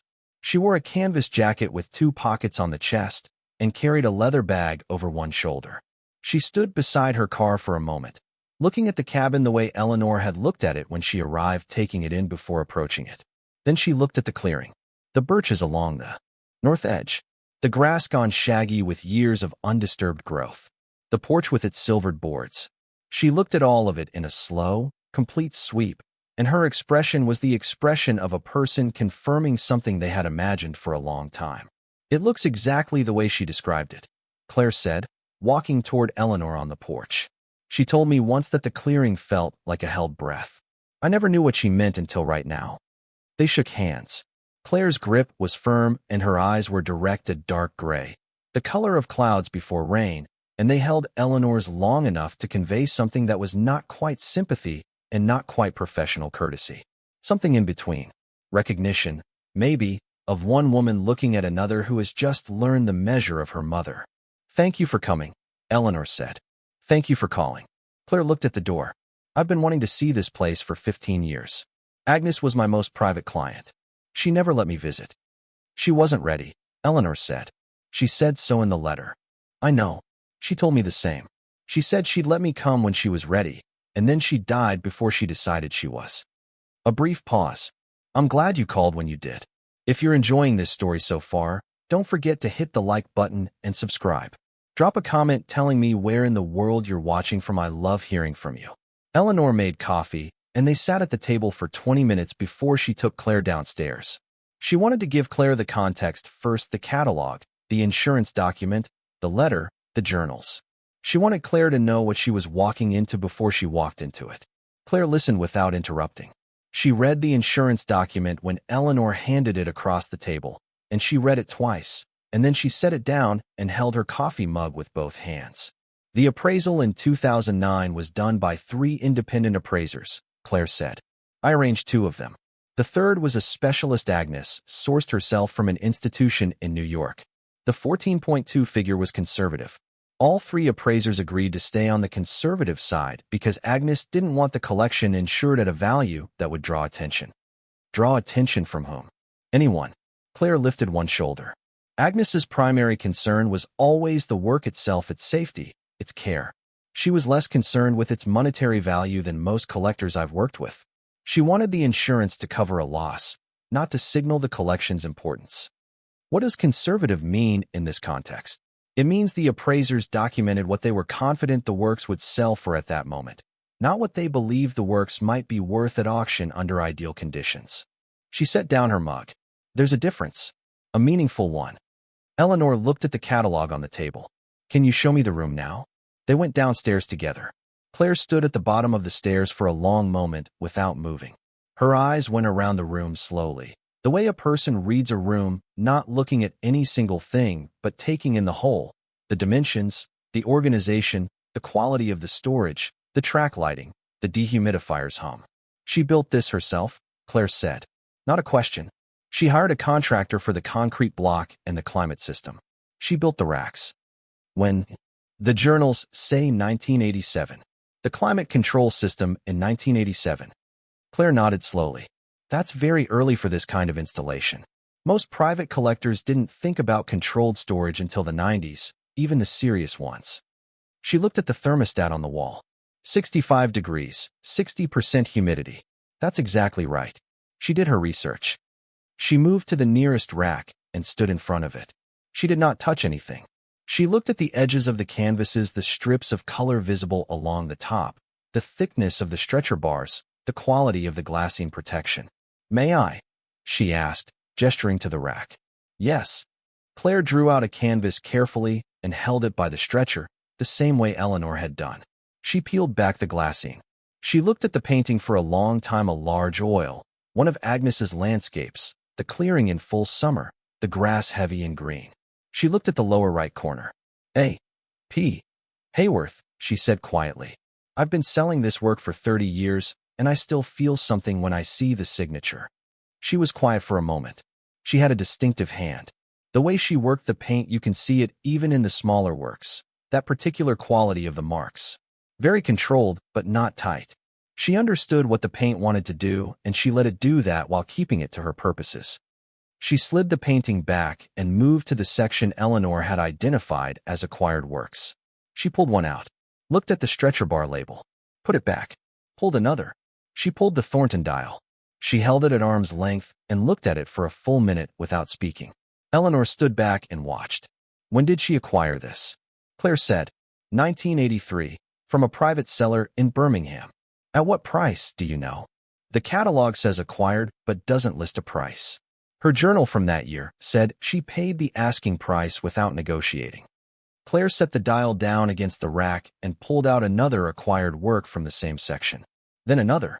She was moving more quickly now, a working rhythm, the professional part of her coming forward. She pulled canvases and looked at labels and cross-referenced something in her notebook that she had brought downstairs. She spent 40 minutes going through the acquired section. Then she went back to Agnes's work and pulled pieces at random from different sections of the rack: early works, middle period, later work. She laid several of them side by side on the floor, against the base of the rack, and stepped back and looked at them together. She developed significantly, Claire said. The early work is accomplished but restrained. By the mid-1980s, she's doing something much more her own. You can see it in how the color field opens up. The late work is something else entirely. Looser in the marks, but tighter in the conception. That's the arc of a serious painter. How many of her works did you sell? Eleanor asked. Through the gallery, from 1982 to 2009, we handled 114 pieces. Individual sales to private collectors, mostly, a few institutional placements. There are A.P. Haworth works in 2 private collections in New York, one in London, and one, as of 2017, in the collection of a museum in North Carolina that acquired 3 pieces from an estate. Eleanor looked at the racks. If Claire had sold 114 works over 27 years, and the catalog documented 847 plus whatever Agnes made in the decade after the catalog ended. Then the vast majority of Agnes's output was here. In this room. Unseen. She didn't want to sell more than she sold, Claire said, as if reading the calculation. She controlled the rate carefully. She said she didn't want to flood the market, and she didn't want the work to be so dispersed that it couldn't be brought together if someone ever tried. She had a plan, even for the selling. She had a plan for everything, Eleanor said. Yes. Claire looked at the racks one more time, then looked at Eleanor directly. Do you want to hear what I think this is worth now? That's why you're here. Claire sat down on the bottom stair, the only place to sit in the room. She opened her notebook on her knee. I've been tracking Agnes's market since we placed the first piece, she said. And I've been tracking the acquired artists with the same attention, because a collection is only as good as the judgment behind it, and Agnes's judgment was exceptional. What she bought early, and she bought well. She looked at the notebook. I want to be careful here, because this is not a formal appraisal. What I'm about to tell you is my professional estimate based on long familiarity with the work and with the market, and it should be verified by independent appraisers before you make any decisions. Understood. Agnes's own body of work, what is here, what remains unsold, is approximately 730 pieces by my estimate, based on the catalog and the known sales. Of those, the ones I'd categorize as major works, the large oils, the mature period paintings, the late work, number perhaps 120. At current market, based on recent comparables for work of this caliber, a conservative auction estimate for the major works alone would be in the range of $8 to $12 million. Eleanor said nothing. The smaller works, the watercolors, the drawings, the prints, those represent real value as well. Perhaps another $2 to $4 million for the body of them. The early work is less valuable individually, but significant as a group. So Agnes's own work, Eleanor said. Conservatively, 10 to 16 million. At auction, under the right conditions, with a proper retrospective catalog and institutional attention, potentially higher. The dehumidifier ran steadily in the corner. And the acquired collection? Eleanor said. Claire looked at the notebook for a moment. Then she looked up. The dial alone, she said, is worth at minimum $600,000 at current auction. Possibly $800,000, depending on the buyer. The two trailers together could reach $1 to $1.2 million. The Tollivers have appreciated significantly, 3 pieces, perhaps $300,000 combined. The Finsters are more variable, but 2 pieces in good condition, $200,000, conservatively. She paused. The Bessie Harvey pieces are the wild card. Harvey's market has grown dramatically in the last 5 years. Institutions have been acquiring her work. I would not be comfortable putting a number on those without a specialist assessment. But your overall estimate for the acquired collection? Claire closed the notebook. She held it in her lap and looked at Eleanor steadily. At a minimum, 3 to 4 million. If the Harveys perform the way I think they might, and if there are pieces in the uncatalogued section of the rack that I haven't seen, yet potentially 5 to 6 million. Eleanor sat down on the concrete floor. That makes the total, she started. Somewhere between $15 and $22 million, Claire said. At conservative current estimates. That is what I believe this collection is worth if it were to be sold. She paused. But I want to say something else, Mrs. Caldwell. Eleanor. The monetary value is real and it matters, and you will need proper appraisals and legal counsel to deal with it. But I want you to understand something about what Agnes built here. It's not just a collection of valuable art. It's a body of evidence. It's proof that one person, working quietly for 40 years, paid attention to something the mainstream world wasn't paying attention to, and was right, and preserved the work of people who deserve to be preserved. She looked at the racks. There are institutions that would want to study this. Art historians who would want to write about it. The collected works of A.P. Haworth, unseen for 30 years, that's a significant artistic discovery in its own right, separate from the acquired collection. Your mother was an important artist. People don't know that yet because she didn't tell them. She told you. She told me enough to sell 114 paintings. Claire allowed herself a small smile. She didn't tell me everything. I don't think she ever told anyone everything. If you're hooked on this story, make sure to subscribe and turn on notifications so you never miss an upload.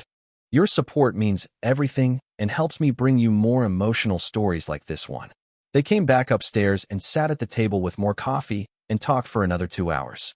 Claire had the gallery's records in a folder in her leather bag, every sale from 1982 to 2009, the buyer records, the provenance documentation, the exhibition notes from the two small shows Agnes had permitted, in 1991 and in 2004, both under the A.P. Haworth name, both in Asheville, both attended by collectors who had no idea the artist lived 2 hours away and drove a pickup truck. Eleanor read through the sale records. She had not known what to expect from the numbers, and now she knew. And what she found herself feeling was not triumph. It was something quieter, the particular emotion of understanding something you had not previously understood about a person you loved. Agnes had been in this room, making this work, for 40 years. And she had been supporting that work with the proceeds of selling it. Because a schoolteacher's salary and the proceeds from a small house were not what had kept the power on and the climate system running and the collection insured. She had been self-sustaining. Agnes's art had paid for itself and for everything it needed to continue. She said this aloud, the calculation arriving as she said it. Yes, Claire said. That was always her intention. She wanted it to be entirely self-contained. She didn't want the work to depend on anyone else's resources, because then it would depend on anyone else's decisions. She was protecting it. She was protecting it, and she was protecting herself. If no one knew about the collection, no one could have opinions about it. No one could tell her what to do with it, or when, or at what price. Claire wrapped both hands around her mug. I was the only person she gave any access to, and it was limited access. She showed me enough to work with. No more. The afternoon light was moving across the cabin floor by the time Claire got up to leave. She stood at the door and looked at the room one more time, the mugs on their hooks, the plain chair with the faded cushion, the lamp on the side table that was not on because it was daytime and the timer only ran at dusk. What will you do with all of it? Claire asked. I don't know yet, Eleanor said. I keep not knowing. That's the right answer for now. Claire picked up her bag. When you're ready to move forward, whether that means selling, donating, exhibiting, or some combination, call me. I'd like to be involved. For Agnes's sake, and for yours. She drove away down the gravel road, and the clearing was quiet. Eleanor stood on the porch until the sound of the Subaru faded. She looked at the birches and the grass and the particular light that Agnes had painted so many times that Eleanor felt she was now watching a painting rather than a thing. She stayed on the porch until she got cold. Then she went inside and sat in Agnes's chair and did something she had not done since leaving Nashville. She did not make any calls. She did not look at her phone. She did not think about Richard or Sandra or the brochure with the round tables or the storage limits per unit. She sat in the chair in the quiet room and looked at the lamp on the side table and thought about her mother, driving up this road on Friday evenings for 30 years, and she stayed there until the lamp came on the timer clicking over at dusk the way it had done every evening for 15 years, and the light filled the room, and everything was the same as it had always been and entirely different. The next morning, at 9:47, Richard's Audi appeared at the end of the gravel road. Eleanor heard the tires on the gravel before she saw the car. She was at the kitchen window making her third cup of coffee, and she heard the sound and knew what it was and set the kettle down without pouring. She had told him to give her a few days. He had given her 4. She went to the porch and waited. Richard got out of the car. He was wearing what he wore when he wanted to seem unfussy, jeans and a fleece vest and boots that had never been in any real mud. He looked at the cabin with his real estate brain turned on. She knew the look, had watched it applied to every building he'd ever stood in front of, and then he looked at her, and whatever he saw in her face made him recalibrate slightly. I should have called, he said. You should have waited, she said. I know. He stopped at the base of the porch steps. He was 44 years old, and he had his father's build, Gerald's broad shoulders and square jaw, and he was standing at the bottom of these steps with a careful expression that Eleanor recognized. He was not angry. He was something more complicated than angry. I've been thinking about what you told me. I'm sure you have. Can I come in? She stood back and let him. He came inside and stood in the main room and looked around. She watched him take it in the mugs on the hooks, the stone fireplace, the table, the chairs. He had never been to this cabin. He had been invited once, when he was a teenager, and had said he was busy and hadn't come. Agnes had not invited him again. It's smaller than I expected, he said. Sit down, Richard. He sat at the table. She brought 2 cups of coffee and sat across from him. And for a moment it was the kitchen table in Nashville again, reversed her on this side, him across from her, The conversation that was going to happen sitting between them like something that had already been decided. I'm not here to manage anything, he said. I want to say that first. All right. I'm here because you're my mother and you're alone in a cabin in the mountains, and you've just found out your grandmother had a secret life and a secret collection, and I don't know how to help with that, but I didn't want to not come. Eleanor looked at her son. She had known him for 44 years. She knew the difference between what he was doing now and what he had done when he called from Brentwood with the name of a wealth manager. This was not that. Your grandmother left me a letter, she said. I'll let you read it. She got the letter from her coat pocket and set it on the table between them. Richard picked it up and read it. He read slowly, the way he read everything. And when he got to the end, he went back and read one section again. Eleanor could tell which one from the way his eyes moved. Both lives were real. You were real. Gerald was real. The years were real. He set the letter down. He was quiet for a moment, looking at it. She was an artist, he said. She was. And we never knew. We never knew. He sat with that. She let him sit with it.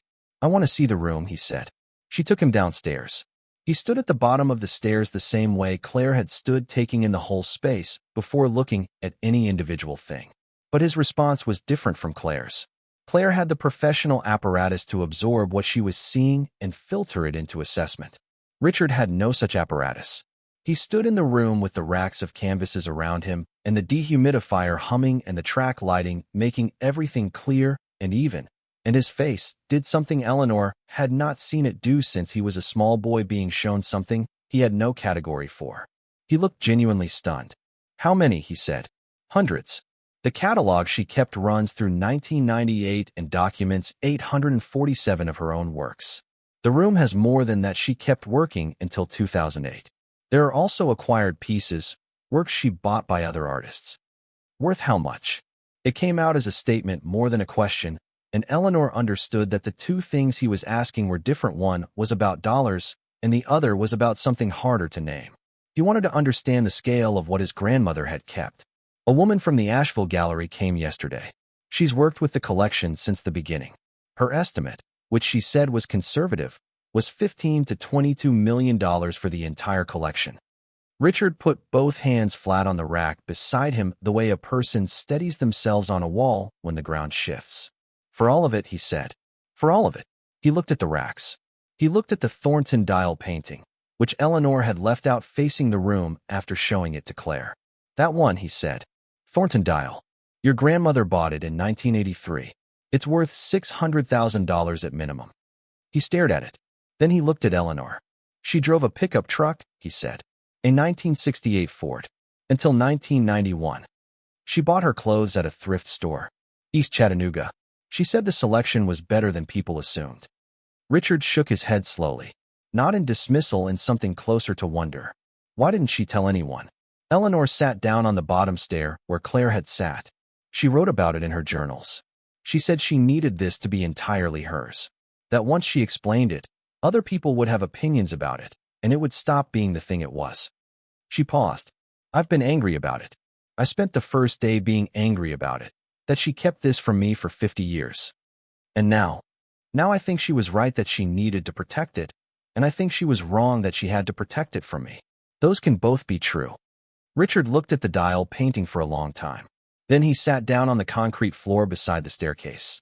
Just sat down on the floor, the way he had not done since he was a child, and looked at the room from that angle. Mom, he said, I brought a brochure. I know you did.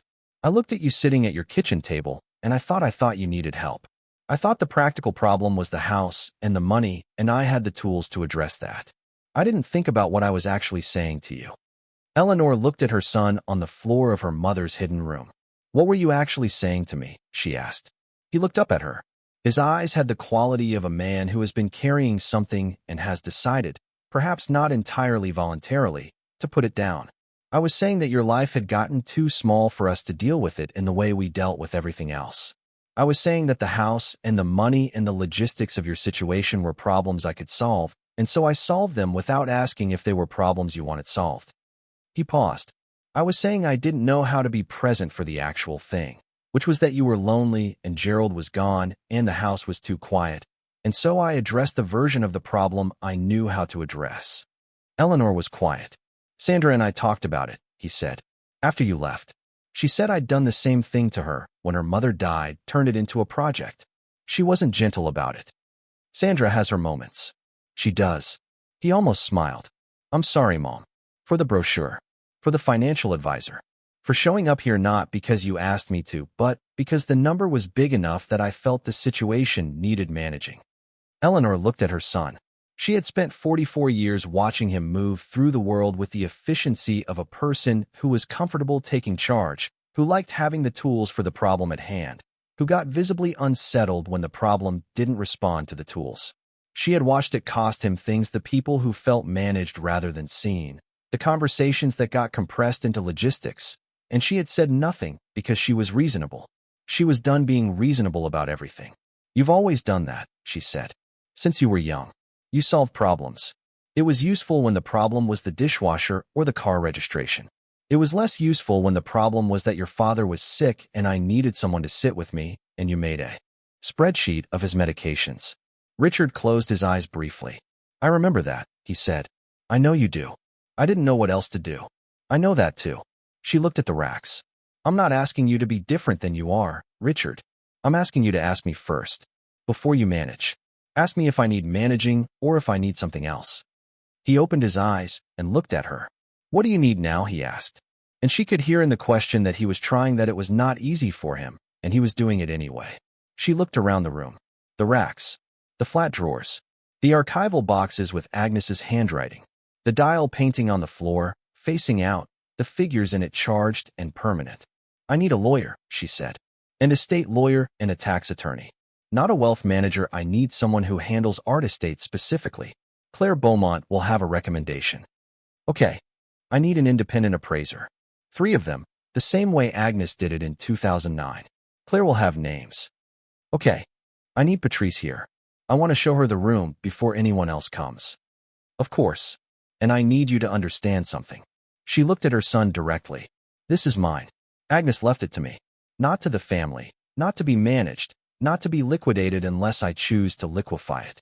I will make decisions about it, and I will make them in my own time, and I will not be making them from a room at Meadow Glen Senior Living Community on Route 9. Richard held her gaze. He did not look away. I know, he said. I know that. He meant it. She could tell the difference between what he meant and what he was performing, and this was the first category. It had taken a room full of his grandmother's hidden life and a concrete floor and a painting by Thornton Dial to get here, but they were here. Okay, she said. Stay for dinner if you want. He made dinner.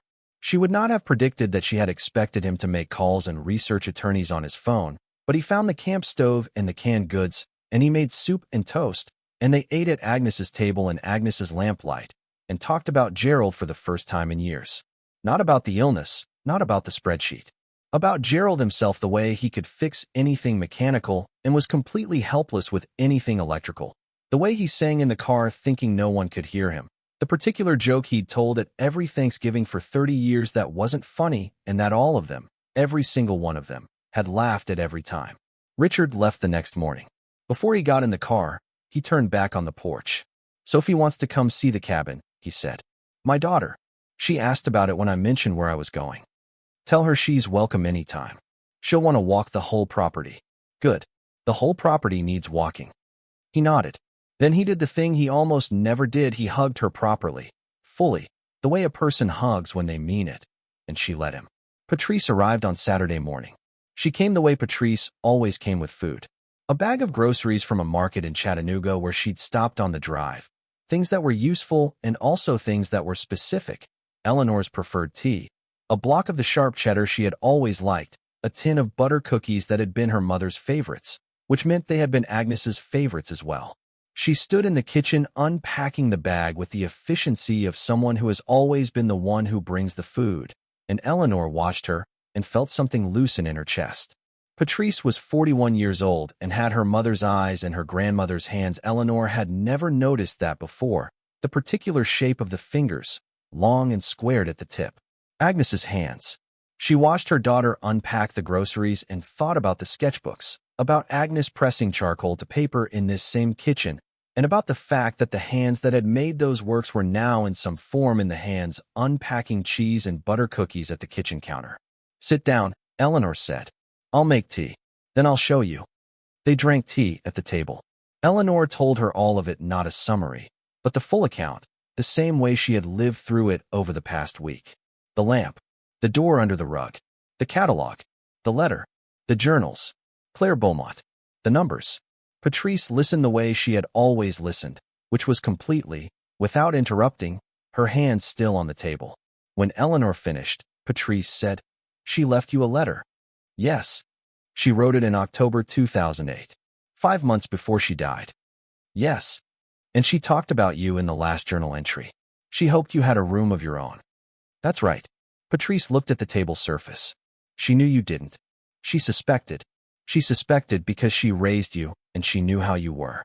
She knew you'd spend your whole life taking care of things and being reasonable and not making a fuss." Her voice was careful.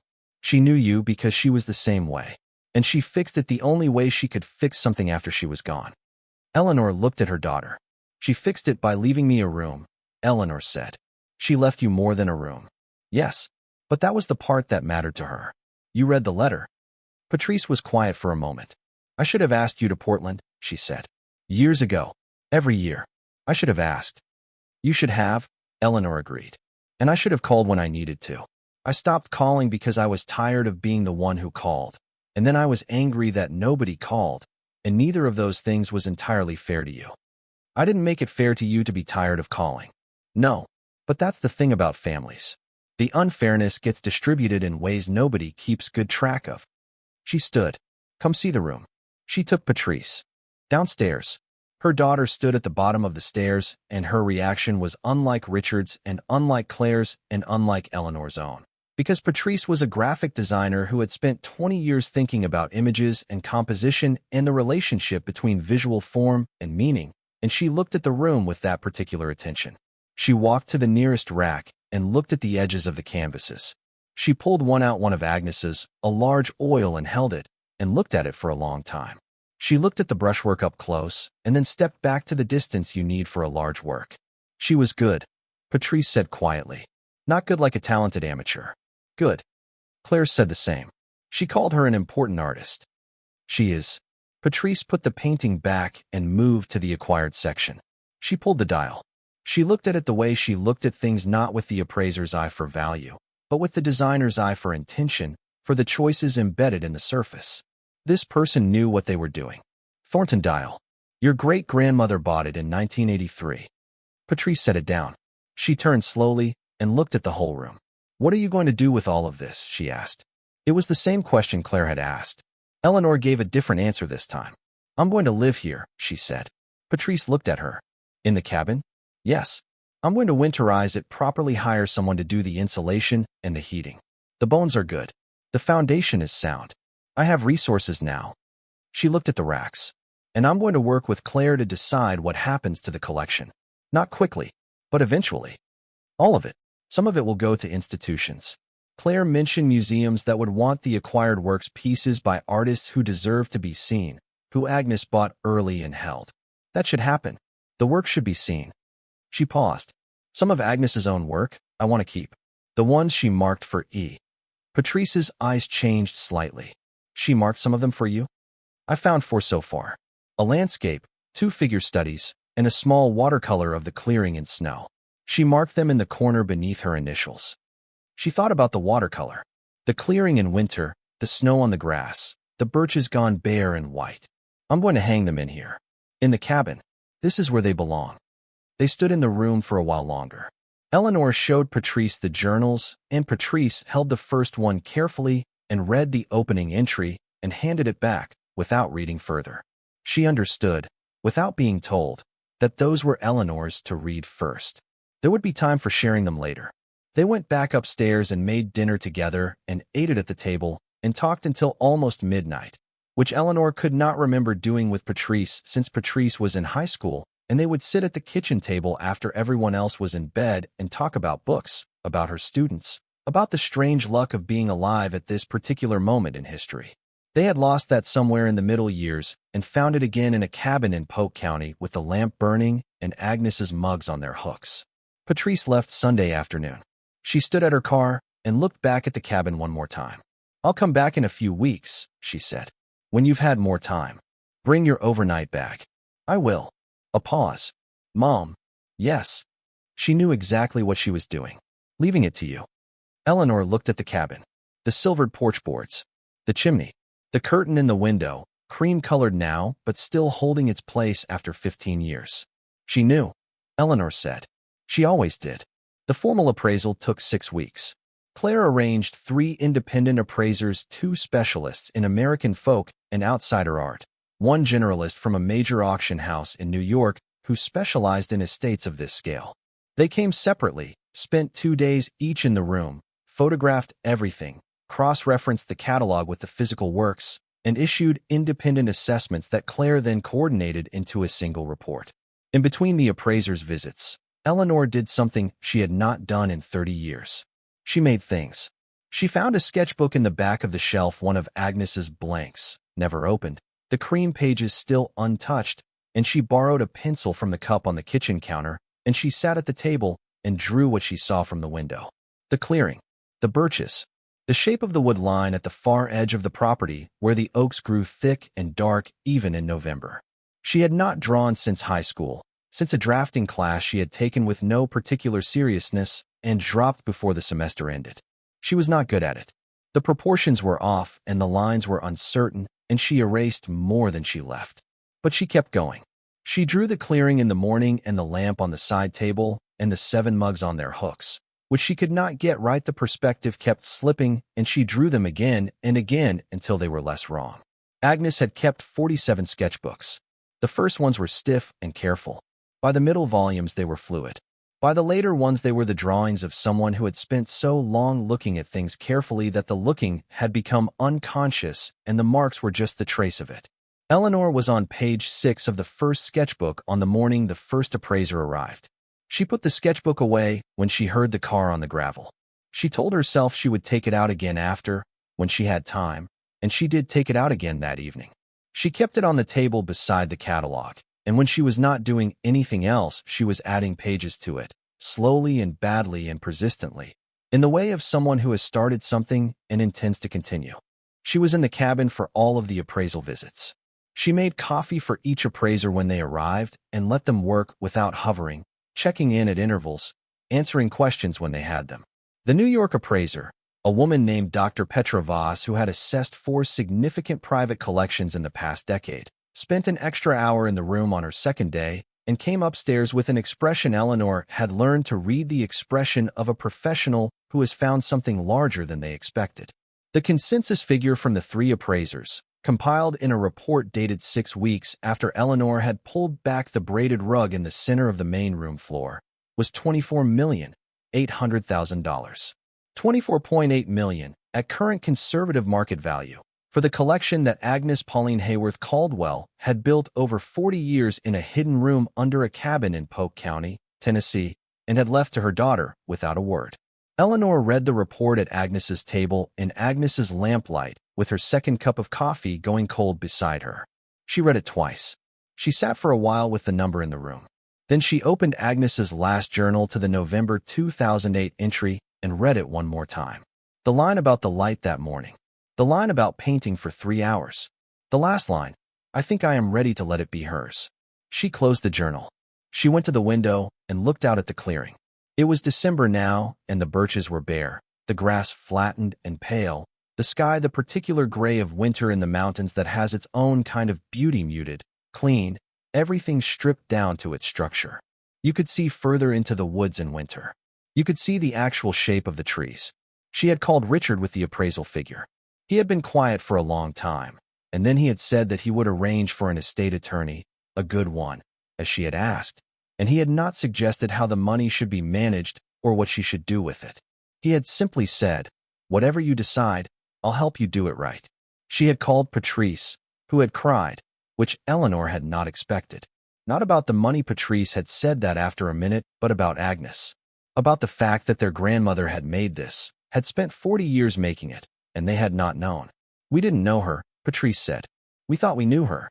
Eleanor had said, we knew the part she gave us. The rest was hers to keep. She had called Claire Beaumont and told her the appraisal figure, and Claire had said she wasn't surprised and asked Eleanor what she wanted to do. Eleanor had told her, She wanted to donate the acquired collection, the Dial, the Trailers, the Tollivers, the Harveys, the Finsters, the others, to institutions that would show them. Not one institution. Several, chosen deliberately, places where the work would be seen by people who had not been looking for it. She wanted the donation structured so that each piece was accompanied by a provenance note explaining that it had been part of the private collection of A.P. Haworth, identified and acquired between 1978 and 1998. She wanted Agnes's name in the provenance. She wanted Agnes's own body of work, the 730 paintings and works on paper, to be formally catalogued with Claire's help and eventually exhibited, starting with a retrospective in Asheville, which was where Agnes had first been seen and seemed like the right place to start being seen again. What happened after the retrospective would depend on what the retrospective brought. She was keeping 4 paintings.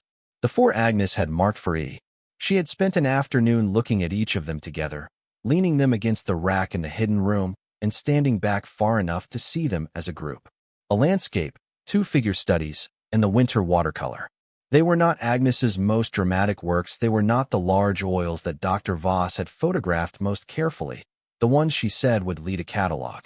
They were smaller and quieter, and they had been chosen by Agnes for Eleanor specifically, which meant Agnes had stood in front of her own work and asked herself which pieces her daughter should have.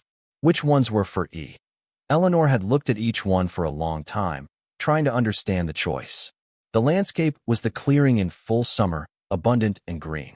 The 2 figure studies were women in domestic spaces at a sink, at a table, painted with a directness that felt personal even if the subjects were not anyone Eleanor could identify.